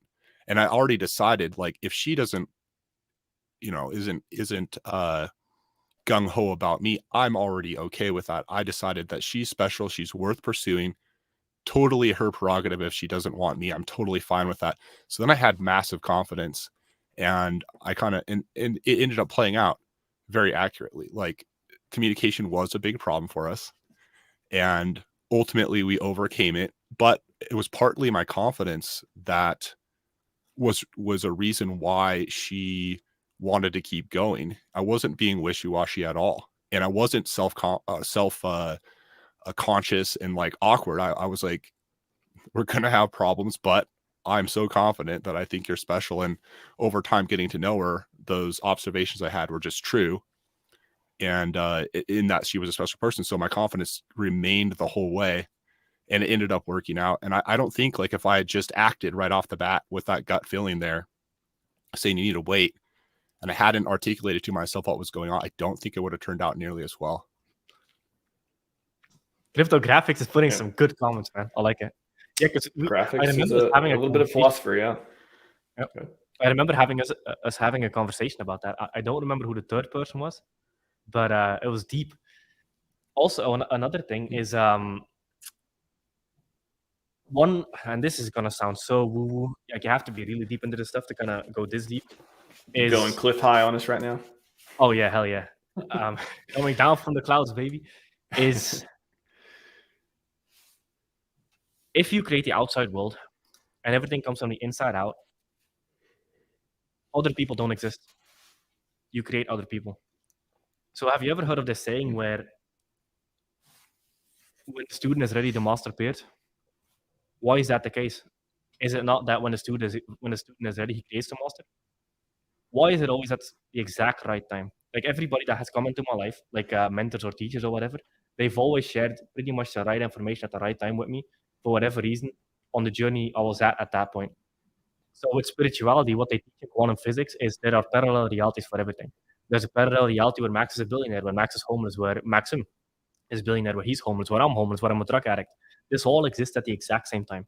So there are different versions of you experiencing different versions of reality. So if that is the case, by changing your frequency of vibration, you change the lifeline that you operate on, which in theory means that you create your entire reality, including other people. Because the external world is also other people. So in reality transfer thing, they also talk about this idea that when you stop judging other people, you stop getting judged yourself, because the real judge left the room. Because when you feel like other people are judging you, it's because you are judging yourself. They're a reflection of you. So when you stop judging yourself, other people stop judging you, because other people don't exist. Other people are you. And this is extremely deep. And I learned this from a guy called Bentinho Massaro. And ever since I started operating like that, I'll give a concrete example. I learned this very early on. I went through a trip to Loretta Mar in Spain with a couple of my friends after graduation. And I was just roaming around in the camping area alone at night. And all of a sudden, I walked into an alleyway. And what they teach in the book Reality Transferring is when you walk, for instance, into an alleyway and you see a group of people, if you go into it with the assumptions that they're going to be aggressive towards you, they are going to be aggressive. Because your assumptions become reality. Because you create your reality. But if you go into it and you cut the loop and you assume that these people are going to be friendly, they're going to be friendly. Because you step into a different lifeline. And other people are a reflection of you. There is a parallel reality where they are aggressive, and there's a parallel reality where they are friendly. Everything exists at the exact same time. And I started implementing this. For instance, I was walking around in the camping area at night, and I saw a group of guys, and I was like, okay, I'm going to try this. They started yelling at me. I was like, okay, let's try this. I started yelling back, and we became very friendly, and they became my best friends, and we had the time of our life for a week. But in my mind, that was a reality where I could have gotten beaten up by 7 guys, or I could beat up 7 guys, depending on how good they were. But I'm a very big believer in that, and ever since I've adopted that worldview, it's only helped. Only helped. Because if you go into a conversation, if you go into a meeting, if you go into creating content, if you go into anything with the assumption that people are going to look at you the way you look at yourself because they're a reflection of you, it gets perceived differently if you want to stay in the physical realm, or you can assume that it gets perceived differently because you perceive yourself differently because other people don't exist. It's you looking at yourself. Yeah. Deep. That's cool, Jake. I want to think about that more. I don't think I've given that enough thought. It seems like there's at least some truth there. I mean, it's also this spirituality kind of dances on this fine line where I've kind of come to a point where I don't believe in science anymore. Well, for my main kind of ways of making judgments on things, because I believe that any belief that improves your life is a good belief, and any belief that is disempowering is a bad belief. So even if you're lying to yourself, if your life becomes better because of it, it's a good belief. I have a counter to that, but we're going to get really philosophical. Yep. Go for it, Mac. This is wealth mindset. We're Yeah. teaching people how to My think thought better. would be, So let's do it. like, it kind of comes back to epistemology, and one of the assumptions would be if truth is real, does truth really exist? And then it could get into the idea of, if truth exists, is operating in a way that is in alignment with truth in your best interest. And I think it has to be. And so to me, the scientific method is insanely valuable. It is incredibly valuable. But I think at the same time, like, looking at the results of things to decide what is true for you it's not necessarily any different from looking at truth itself, because if truth exists, it is what is in alignment with truth that will be good for you, I think. And so the way I think I heard you say it, which I think is a little bit downplaying truth, may actually work in practice, because the results will only work if reality is consistent and it operates a certain way. The results will always be in alignment with truth. I don't know if that made enough sense for you to. It does. Comment back, when I mention science, I don't mean a scientific method. I mean common beliefs. So I don't remember where this book was from, but I remember reading a book where a guy cured himself of cancer through visualization, fasting and visualization. So if you trust science, you believe that cancer is dead. If you refuse to believe science and you believe you have all of the power in your hands, and you refuse to adopt a belief, you can actually cure cancer.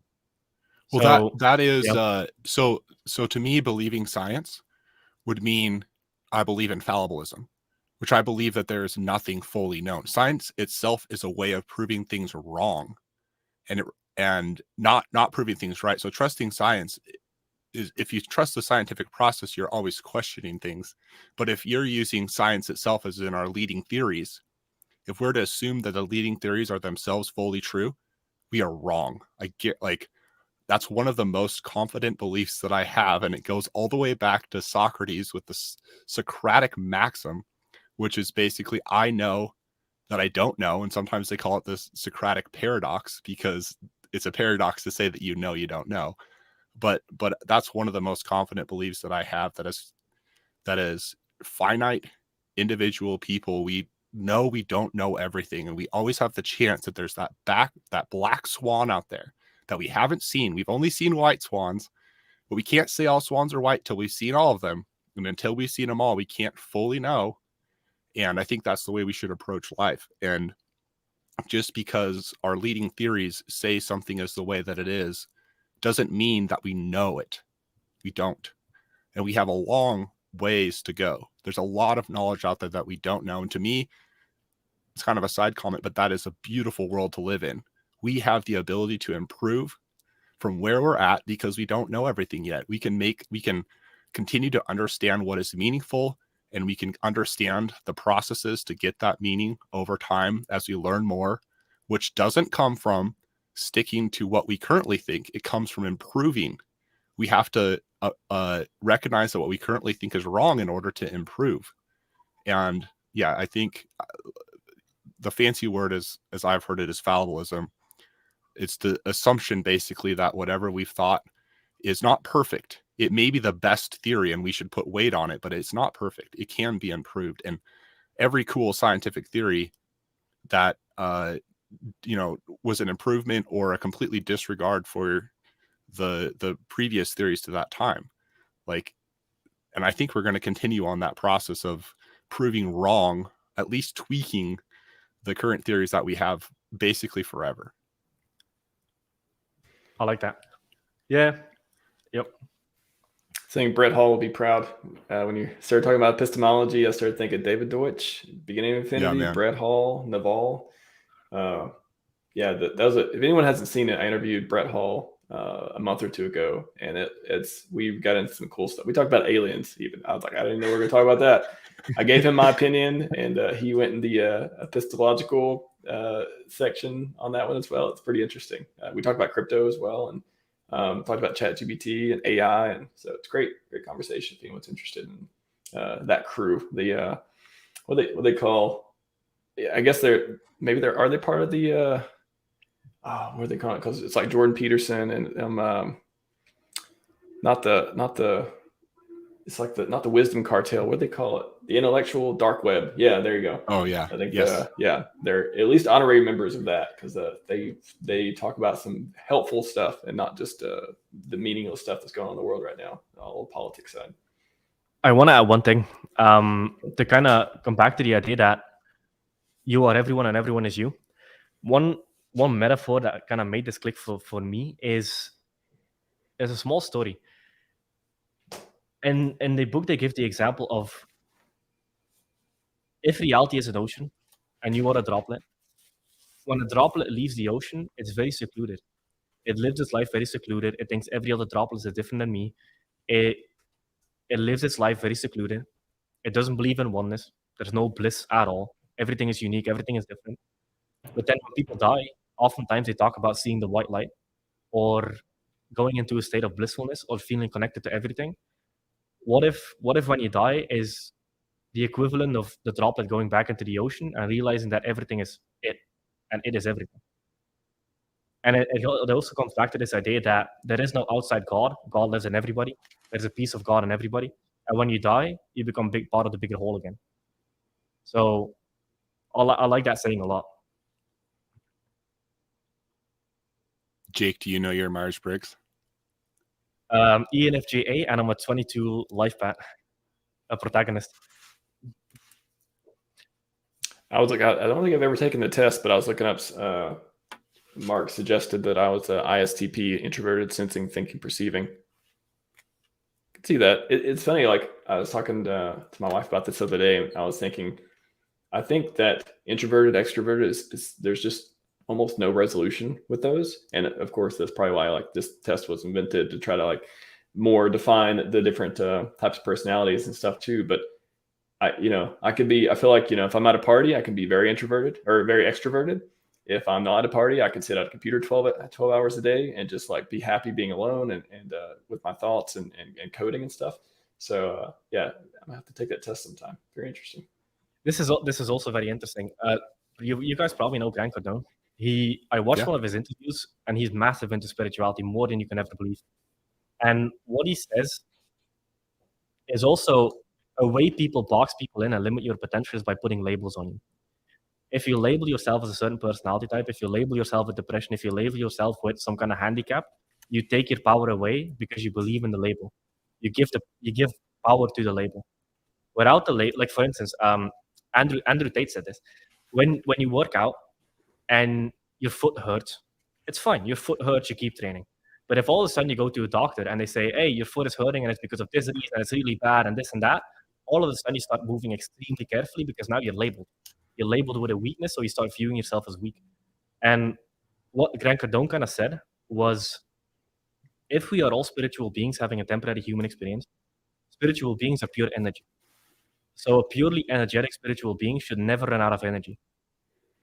Being tired is a label. I don't think being tired exists. It's a label people accept because can a flame ever run out of fire? So can an energetic being ever run out of energy? And he started believing that, and his energy went through the roof. Another thing he said is spiritual beings should be able to adapt to any situation. You could be able to put it into a bottle. And this is kind of the whole Bruce Lee quote, become water. When you put water into a bottle, it becomes the bottle. When you put water into a room, it fills the room. And yeah, that changed my life. Understanding that we're pure energy. Human beings are pure energy. Pure energy cannot run out of energy. It does not exist. Water does not run out of water. Tired is a label. That. Yeah. I love that. And people become tired, and people accept the idea of tiredness is because they completely corrupt their body. Processed foods, drugs, alcohol, all of this stuff. They step more and more and more and more away from the pure essence that is a human being, that is energy. And they fill themselves with demonic energy. And yeah, I mean, that is one of the most powerful beliefs I have. And Andrew Tate puts it in the way where you can speak yourself into energy. Yeah. There's even been, I think, fairly convincing studies that have been done on that, where if people, they were monitoring sleep in one of the studies I was reading, where they didn't tell people how much they slept, and they would actually tell them, they would just lie. They would get 6 hours of sleep, and they would tell them they'd get 8, or they'd get 8 and they'd tell them they'd get 6, and then they would have them do this, survey how energetically they feel, and it was very, very much influenced by the amount of sleep they thought that they had.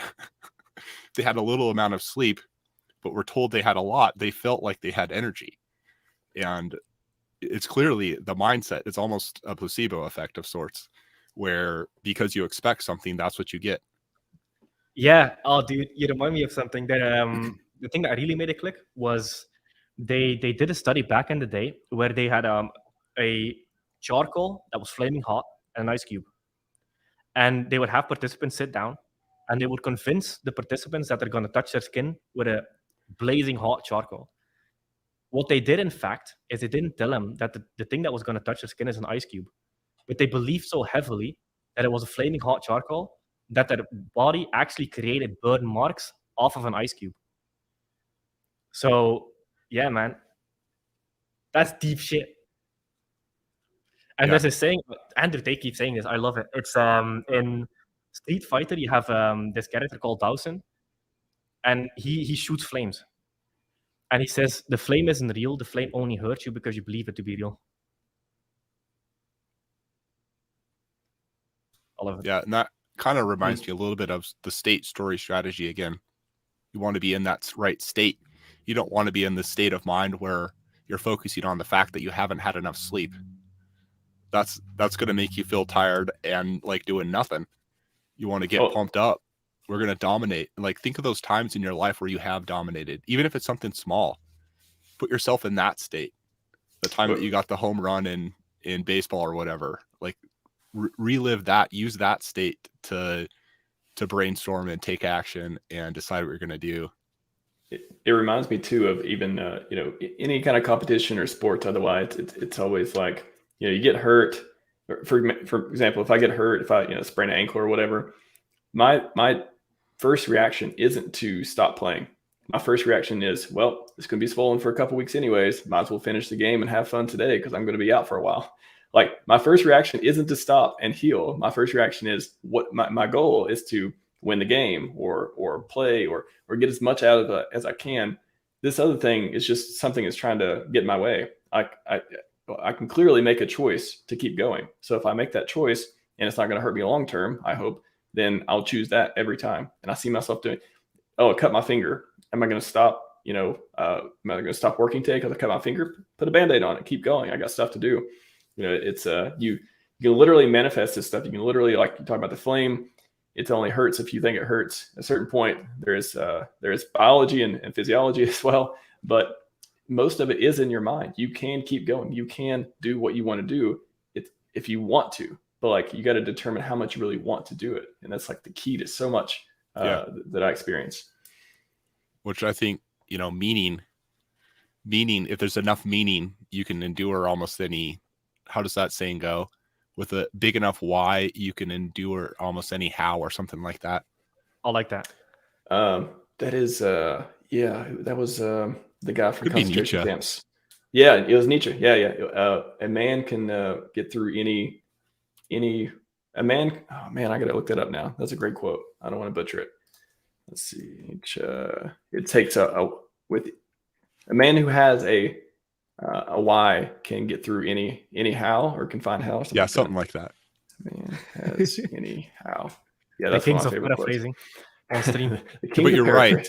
It does. It does also. I'll just say it real quick. The quote is, "He who has a why to live can bear almost any how." Friedrich Nietzsche. And that was backed up a lot by Viktor Frankl's book, Man's Search for Meaning. Very, Yes. very focused on that particular aspect. I think it's an amazing book.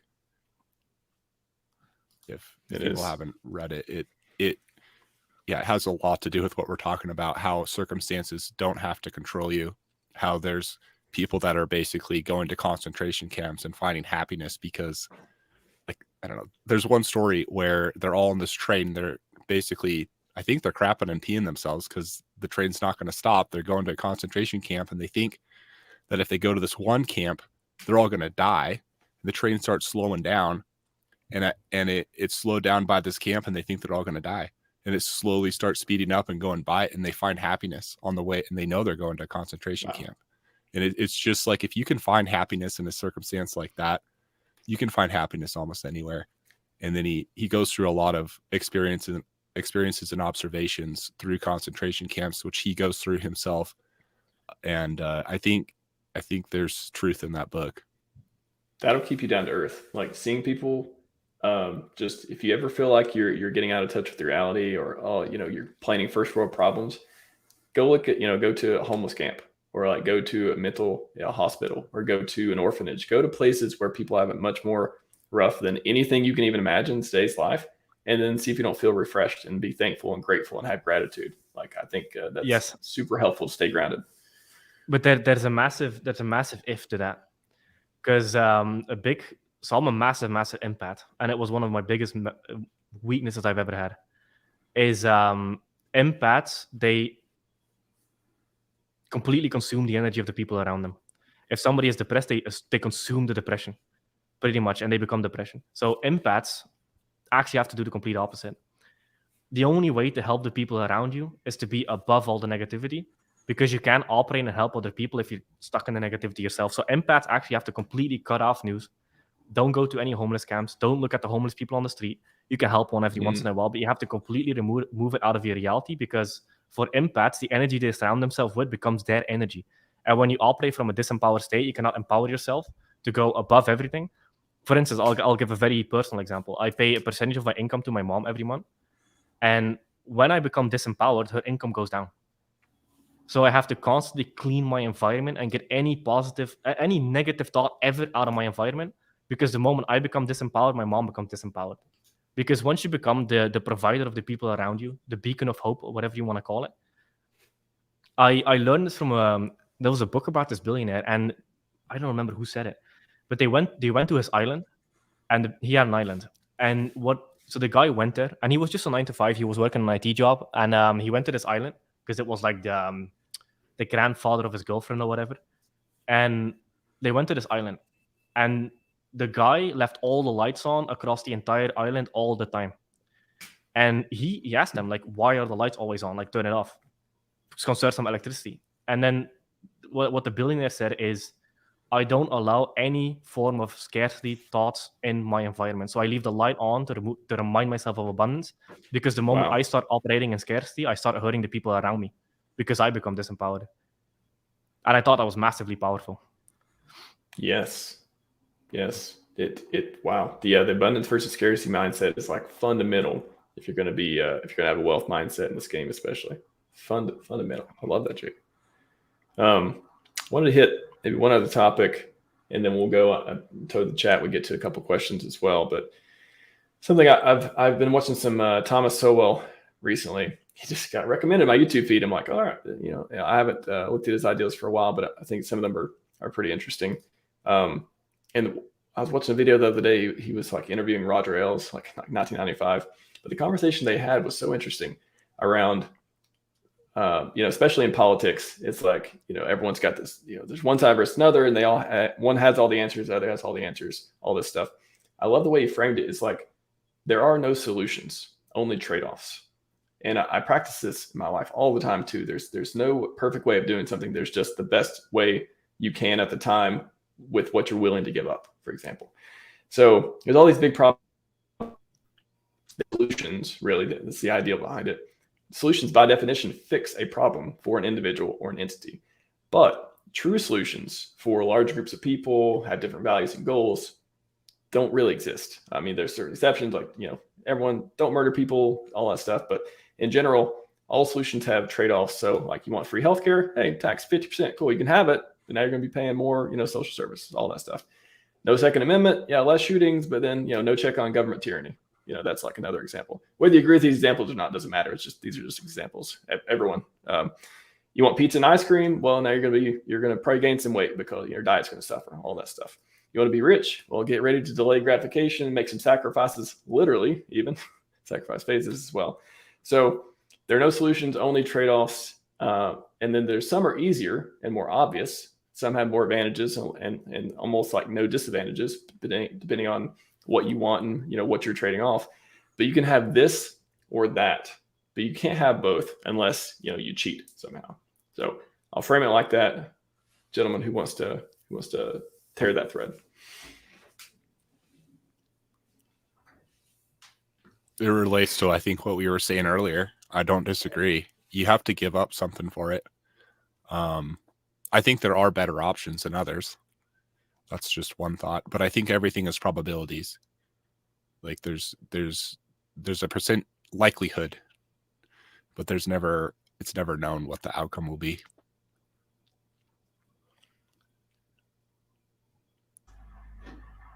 Jake, activate the galaxy brain. We need some deep stuff on this one. Can you repeat the topic for a second?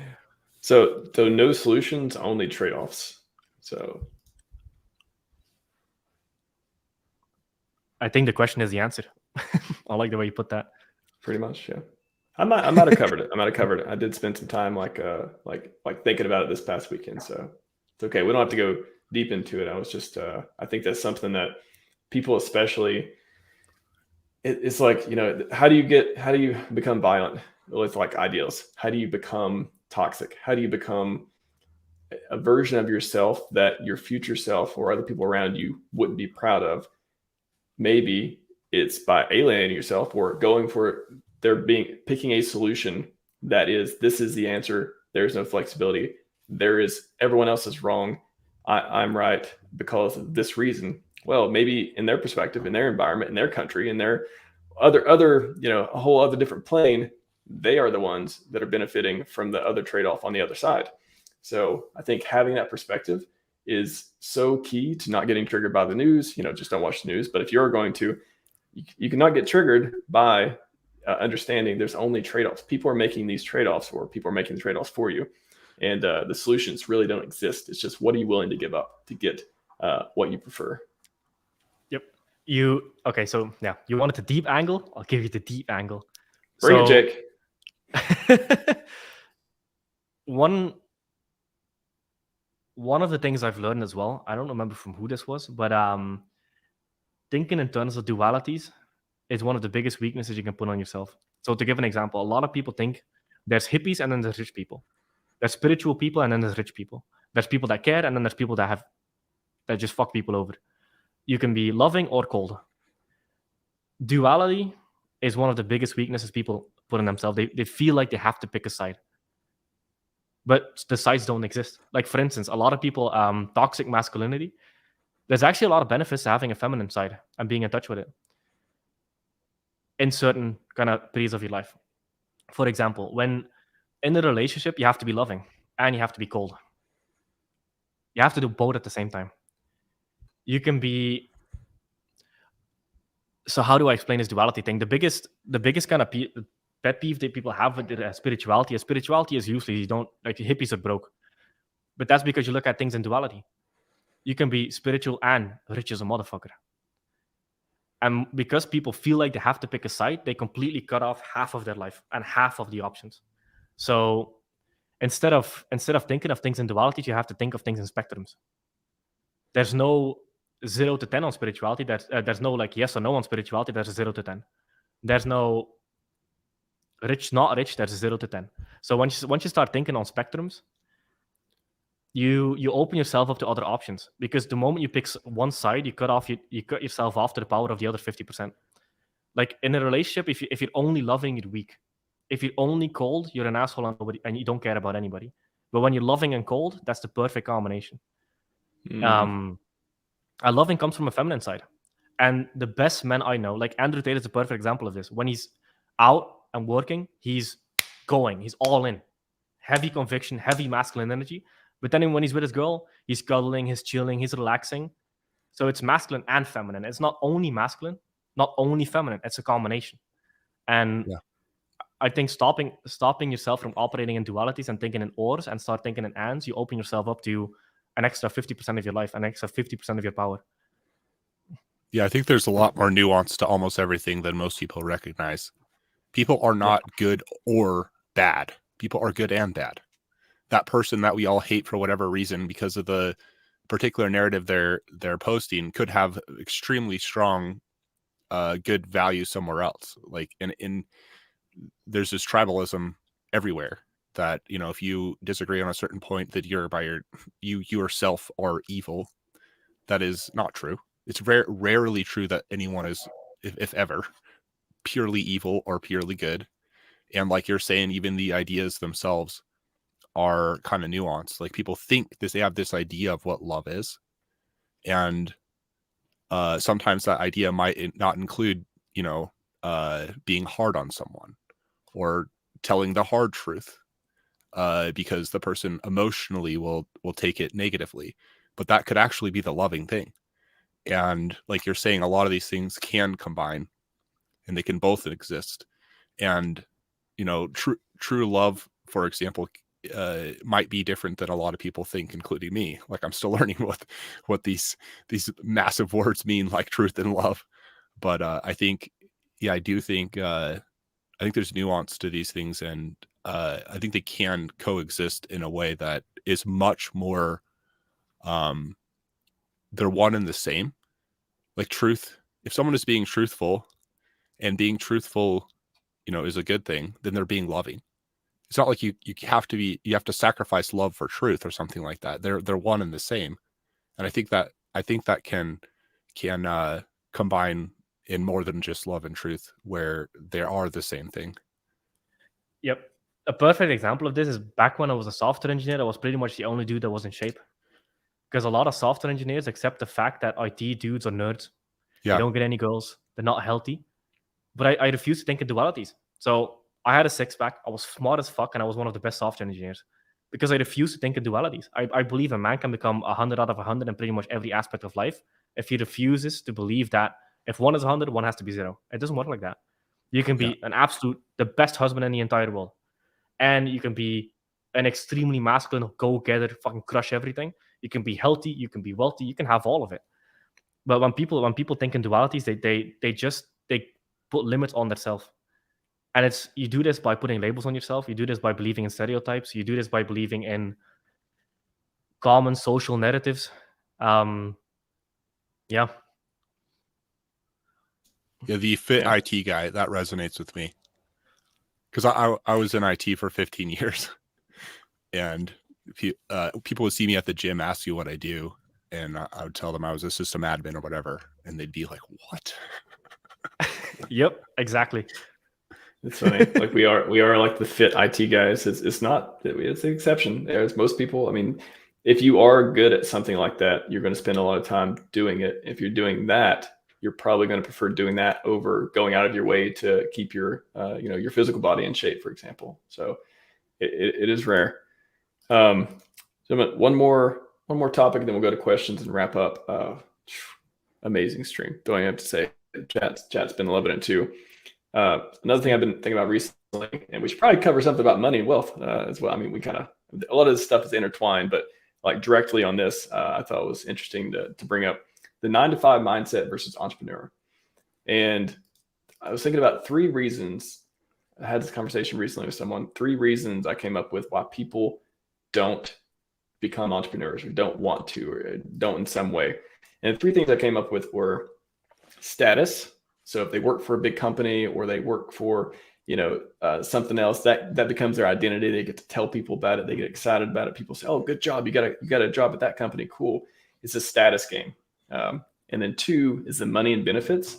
So, they want that secure paycheck. They want that, I love the quote, was it like one of the worst addictions is to monthly paycheck? I forget who said it, but that stuck with me for so long. Like if you're addicted to it, you want that. You're not going to go out of your way to do anything else to risk that. the benefits, depending on where you live, health insurance, all that stuff too. You got to live without that or figure out alternative ways to do it. And then the third one, capabilities, ambition. Most people just, you ask them, why don't you just quit that job? You don't like the job. Why don't you just quit? What else would I do?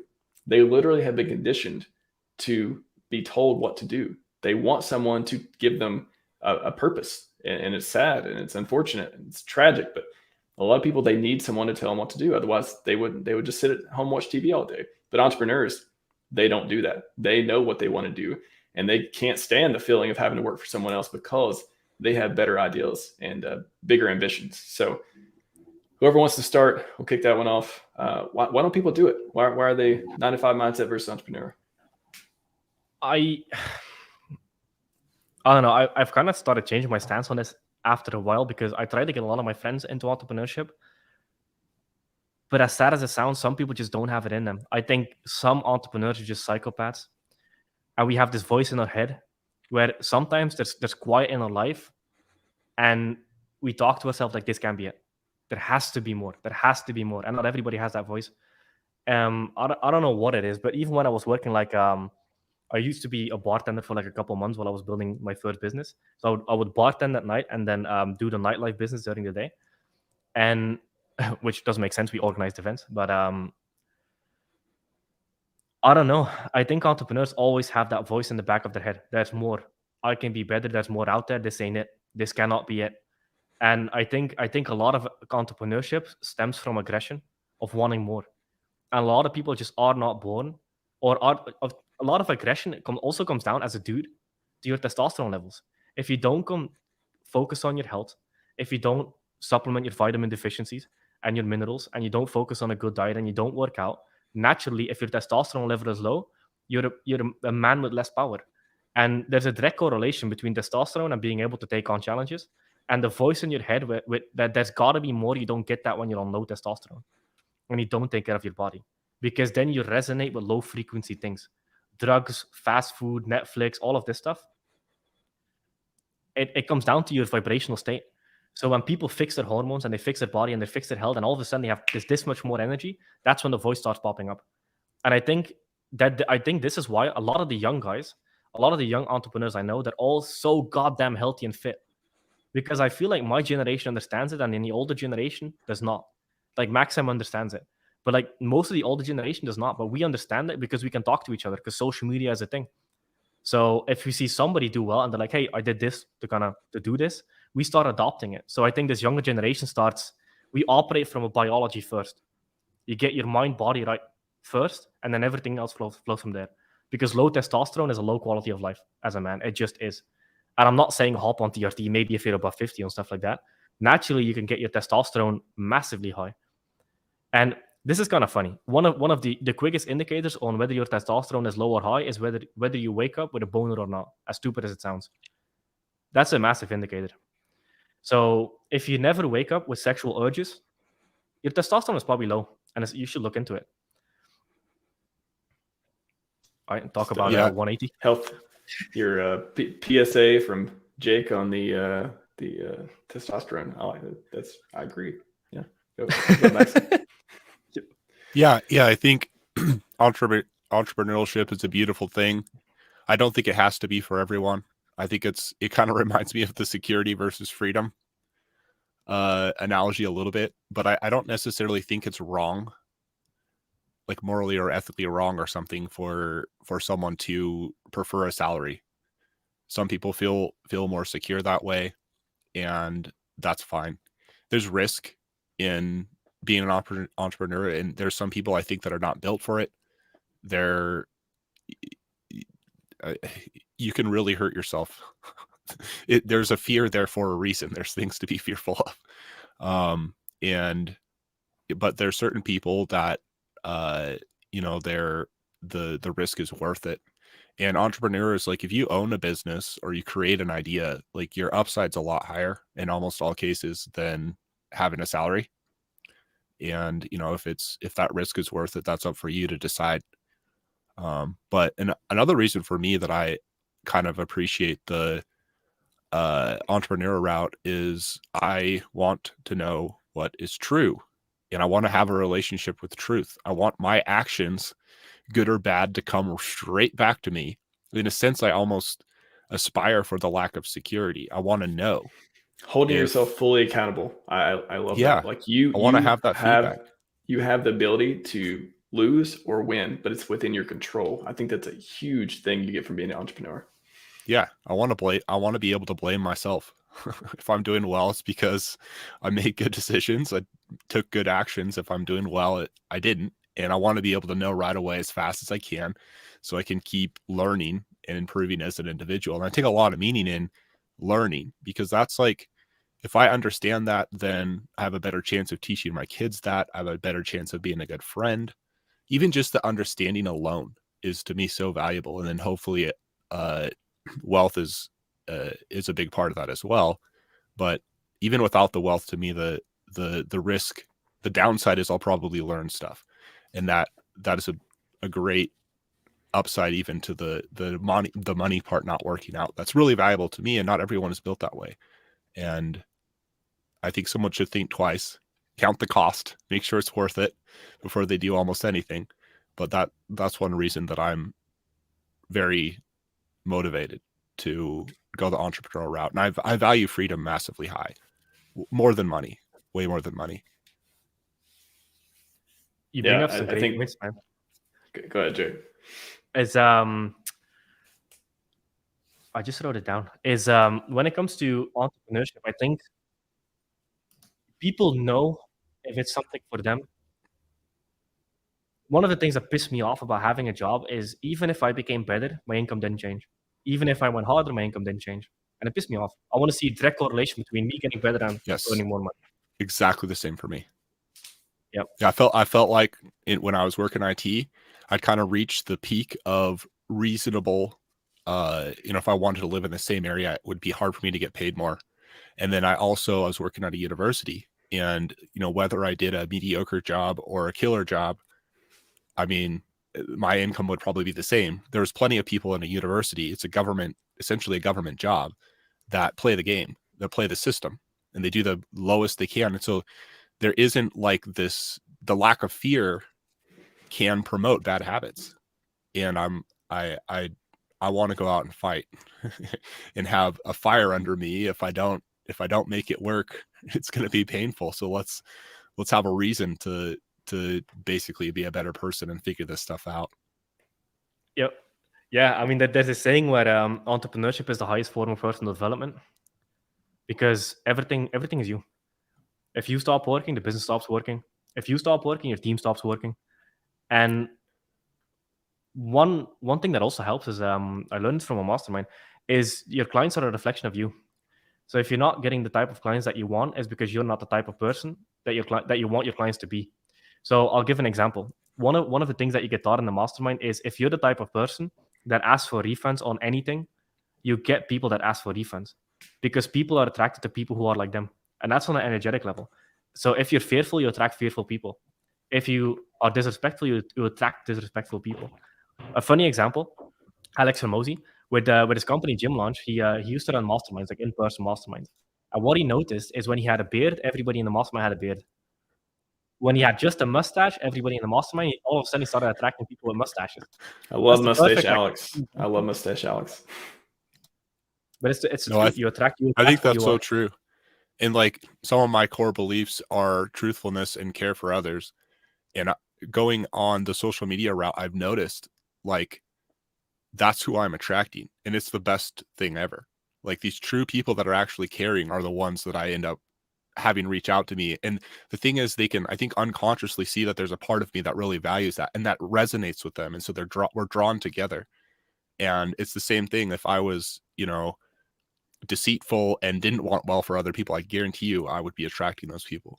And it's one of those things that's hard to predict. You don't know what people are out there that you're going to be able to connect with, but because you're that kind of person, like tends to attract like, at least in this type of situation. And like you're saying, even in your own group, there's a reason people are going to choose you as someone to follow in a group, because they see something in you that they like. And that tells you about their values as individuals. And if they like you because of your good values, you're going to attract people that have probably the same good values, and you're going to get that right back. Yep. Massive lesson. Just want to answer this question real quick too. How do you find out what to be an entrepreneur in? I mean, for me, it's just whatever you love to do and can also make money from. I think those are the two basic starting points, because you need to, if you're going to be an entrepreneur, you have to run a business of some sort. If you're going to run a business by definition needs to have income, it needs to have revenue. You need to, have a structure of some sort. You need to provide value. All the things go around with that. So, but you also want to love it, because whatever you love, you're going to be better at. So those are the two fundamental things I think are necessary. You guys got anything on that? It's a real question. And I would say, like, of anyone that I've heard, Naval is probably a great guy to listen to. I think in a short time, if you just listen to, I posted in chat already to his tweet storm and then the video by him, and he talks specifically about that.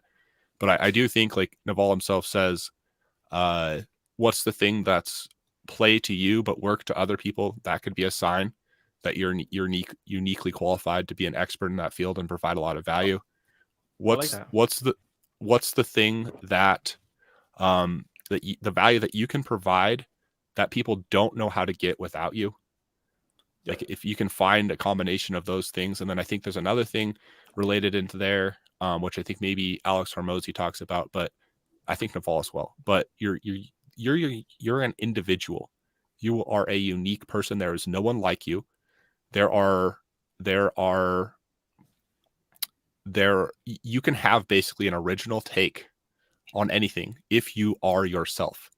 And if you can find a way to amplify that through things like the internet and social media or whatever, like get exposure to people through technology where the cost of duplication is very low. You can build something up over time, and then if it can scale very, very well, you have certain ways to play the game that I think kind of start with who you are as an individual, and then you got to act on opportunity. Like, you have to be at a point where you're actually providing value, and you might have to develop as a person to be someone that can provide value.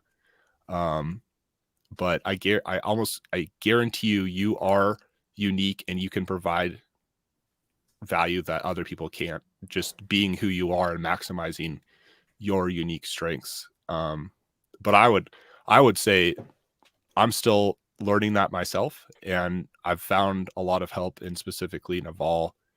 And if you're really interested in that, I would suggest start listening to Naval if you haven't already. He is a great man. nav.ao, I believe, is his website as well. You can find his book. I've listened to / read his book like 6 times. One of my favorite books, The Almanac of Naval Ravikant, which is basically just somebody took a lot of his tweet storms and elaborated on it and had some editing, and it turned into an amazing, amazing book. So cannot recommend Naval enough. Twitter.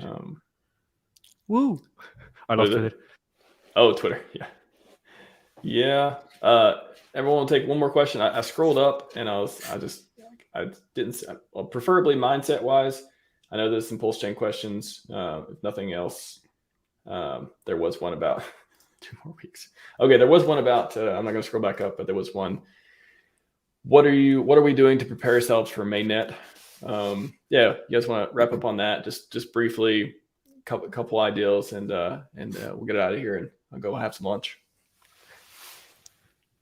I want to hear Jake. Oh, okay. I'll go first. You want the watered down truth or the truth? The more the better. Okay. So I changed my stance on this recently. I don't think Hex is the play anymore, because I paid very close attention to how the liquidity pools were built during testnet v3 and testnet v4 of PulseChain. And I'm not talking about Hex's long-term project. I'm talking about Hex to get into PulseChain or PulseX. Very, very specific, nuanced situation here. But with testnet v3, the way the liquidity pools were built, it allowed for irrational ratios between PLSX and Hex. Back on testnet v3, you could get 1,000 plus PLSX for every 1 Hex, up to even 2,000 PLSX for every 1 Hex, which is a very favorable ratio and good. Also, everybody kind of expected that the moment PulseChain comes closer, the hex was going to pump because people want to copy. But then I understand why it's dumping, because I've talked to a lot of the hex whales, and all of them pretty much want to dump their EHEX and want to dump their PHEX to get into the newer kind of better things, because they've experienced all of their gains pretty much. So it's going to be like a wealth transfer. Then the other thing is, Can you explain that, Jake, better or more for me? I don't understand that, honestly. It's really interesting hearing that perspective. It's clearly what is playing out. Hex is going down. I think where it's more realistic than ever before that Pulse is coming out relatively soon. What can you explain that again? Why are these big Hex players not excited about holding Hex basically through the fork? Yeah. Is that what you're saying? So yeah, that's a part of it. And then you also have fear, because when we'll sell, people would have retail sales as well. Yeah. Hex is kind of in an interesting position where Hex did a 10,000x. It's 3 years old. Hex will still outperform Ethereum, but like from a max gain point of view, Hex is 3 years old, went through its first cycle. It did a 10,000x. When big payday happened, and I think this is the big fear, when big payday happened, Hex dumped 85% off of a 30% supply increase. Now we're doubling supply. We're increasing it by 100%. So by doing that, you're probably going to create a massive price shock. And I think they're trying to protect themselves from that, because they want to use stable capital to get into PulseChain or PulseX, which are the new things for this cycle. And then they're probably going to roll their profits back into Hex and stuff like that. But as of now, I don't know. Hex is in a very peculiar situation where I think EX is going to dump massively on launch and then recover and kind of find some kind of price parity with PHEX. And then they're still going to outperform Ethereum. So if Ethereum does a 7x, Hex will probably do like a 28 or 30x, which is fine. But I do think the newer, like a PulseChain, PulseX will outperform it, and maybe some other stuff as well. So just so I'm making sure I understand, the one reason some people are dumping is because they feel that basically there's going to be a supply shock. We're essentially doubling the total supply of Hex. And they feel that, of course, supply and demand is going to play out, and that's going to impact the Hex price negatively. Let's get out first. That makes sense to me. I understand that argument. I'm curious, what is their play? Is there a play on the Pulse side? Since they don't have the Hex, you're saying that might, because of the liquidity positions or something, that potential option isn't as valuable, or the opportunity there's lower. I don't understand that side either. Yeah, so Hex was a very interesting thing to get into PLSX, because you could get a favorable ratio of the amount of PLSX you got for every one PHEX in this case. That changed because now the routing happens through PulseChain directly. Every liquidity pool is built towards PulseChain, which means that the rational ratios are no longer the case. So what we noticed with testnet v4, so what happens after launch does not matter at all, because it's test money, people play around. But what happens during the first transactions, that is important.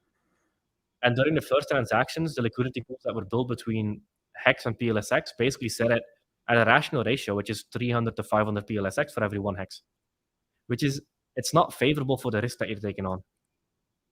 That's one thing. And then a lot of them just want to protect their capital to then use stables to build their position into Pulse and PulseX. Because the risk to reward. So the stable game is something that is going to work if they have a bunch of stables. They've sold their Hex on Ethereum. They have stable coins on the Ethereum side. Obviously, they're going to have to bridge those in one way or another in order for them to have value on the PulseChain network. Are we expecting the Pulse bridge to be there at the very beginning, or are they just going to take the opportunity of getting those in will come after the bridge is in place? Or how do you see that value actually getting there? If I remember correctly, the bridge was going to launch 24 to 36 hours after PulseChain goes live. I guess that's what I was hearing. And then I'm curious, I'm just, if you can't, I don't have to talk about this. I know this isn't the point of our stream, but I have Jake here. So. We're on it. Let's dive as far as you guys want to go. Let's do it. So then I'm curious if there's a particular stable that people are leaning towards. Oh, I mean, they're all going to zero. But USDC and DAI is pretty good. Like the USDC, the The USDC To- failure had absolutely nothing to do with USDC. It was a bank failure. The USDC was fine. To be fair, Jake, to be fair, on PulseChain, you never know. USDC could mean USD cent. It could hold a peg at 1 cent and become a new meme coin stable. Yeah, I did Just hear want to throw that out there. that there is, and I don't know enough specifics, but I hear that there is some company that is working with USDC specifically to help back the PulseChain USDC, so it is actually 1-to-1. If you heard about this, Stoic, How did they do it? Stoic from Coast. I haven't seen this. I think I don't know if it was Stoic or it was someone from Coast was talking about that. I can let you know about it, see if there's any validity there. But it sounded like there, from my understanding of reading the tweet quickly, that there was some potential for USDC to have a chance at actually holding its peg because of this option. Well, will it be redeemable? No, probably not. But will people bridge it over? That's I guess that's the question. If it's a liquidity pool that is backing USDC, people are just going to sell all the crappy USDC into the good one.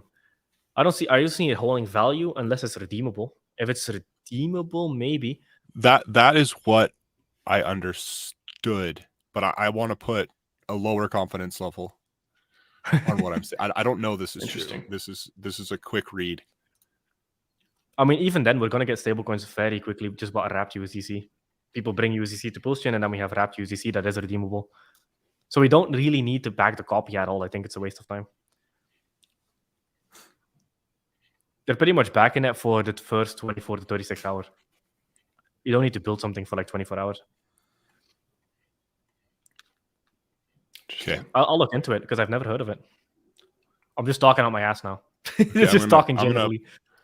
I'm gonna post. Okay, sorry, it was Gold Key that sent the. Let me see here. Let me copy this. I'll post it here. I think maybe you might want to post in the private chat because I don't know if you're mod because I haven't seen the link. Yeah, and I'll post it. Oh, does it not post links even if it shows they're posted in chat? Yeah, I can. Oh, let me put this on the screen real quick. Here. No, I'll mod you as well, of course. Oh yeah, but that's just wrapped USDC pretty much. Okay. Yeah,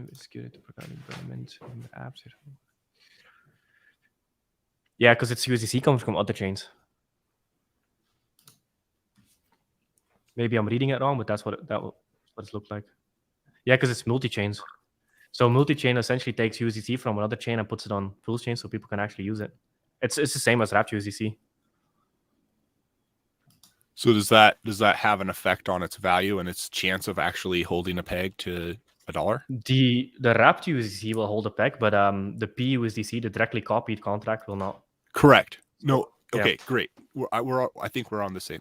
I don't mean to say that the copied will hold a peg. I could. Yeah, this is just wrapped USDC. So yes, this will hold a peg. Man, it's going to be so interesting to see this play out. Remember when we sacrificed for PulseChain? I think it was like 3 years old. It was fucking 2 years ago. I know, dude. It's actually about to release. Woo!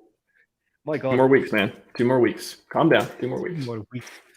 Yeah, literally when Richard was, he made that comment the other day, and he said something like, I hope, was it the I hope PulseChain surprises people? Maybe it was that one. Yeah. He said that, or one of them that was, he was, dropping these little things.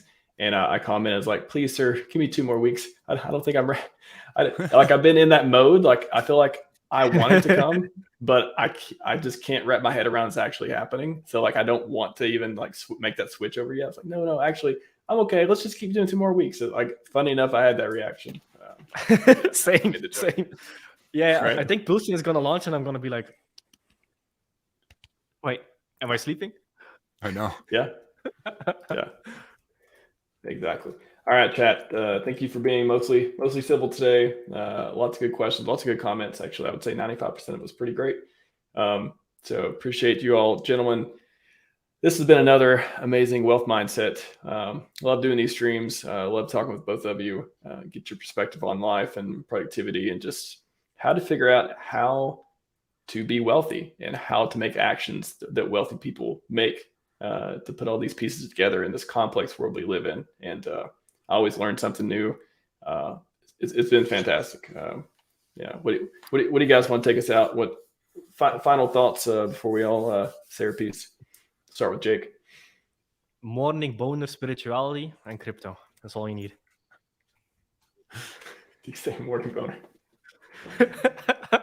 Hashtag morning wood. All right. Now you got to follow that at Maxim. Go for it. Oh, that's hard to follow. I don't know.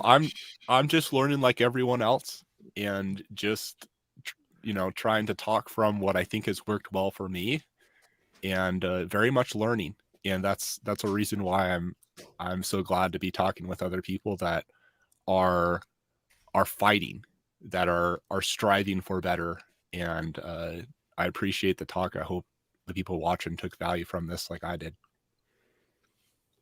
I love these things, man. Yep. It's been great. Every great thing comes in threes, right? Or I mean, Jake said everything bad things comes in three. You know, originally I was like, it's all 3, 6, 9s, and then Jake's like, well, everything that bad happens in threes. I'm like, how can I? My tagline is ruined. It's ruined right now. Everyone, have a great rest of your day. Happy May 1st. Happy Monday. If you're out there working, if you're still in the rat race and trying to get out, hopefully we provide you some a little bit of nuance and gems throughout the wealth mindsets and today even. So everyone, Scivive and 5555. We are out.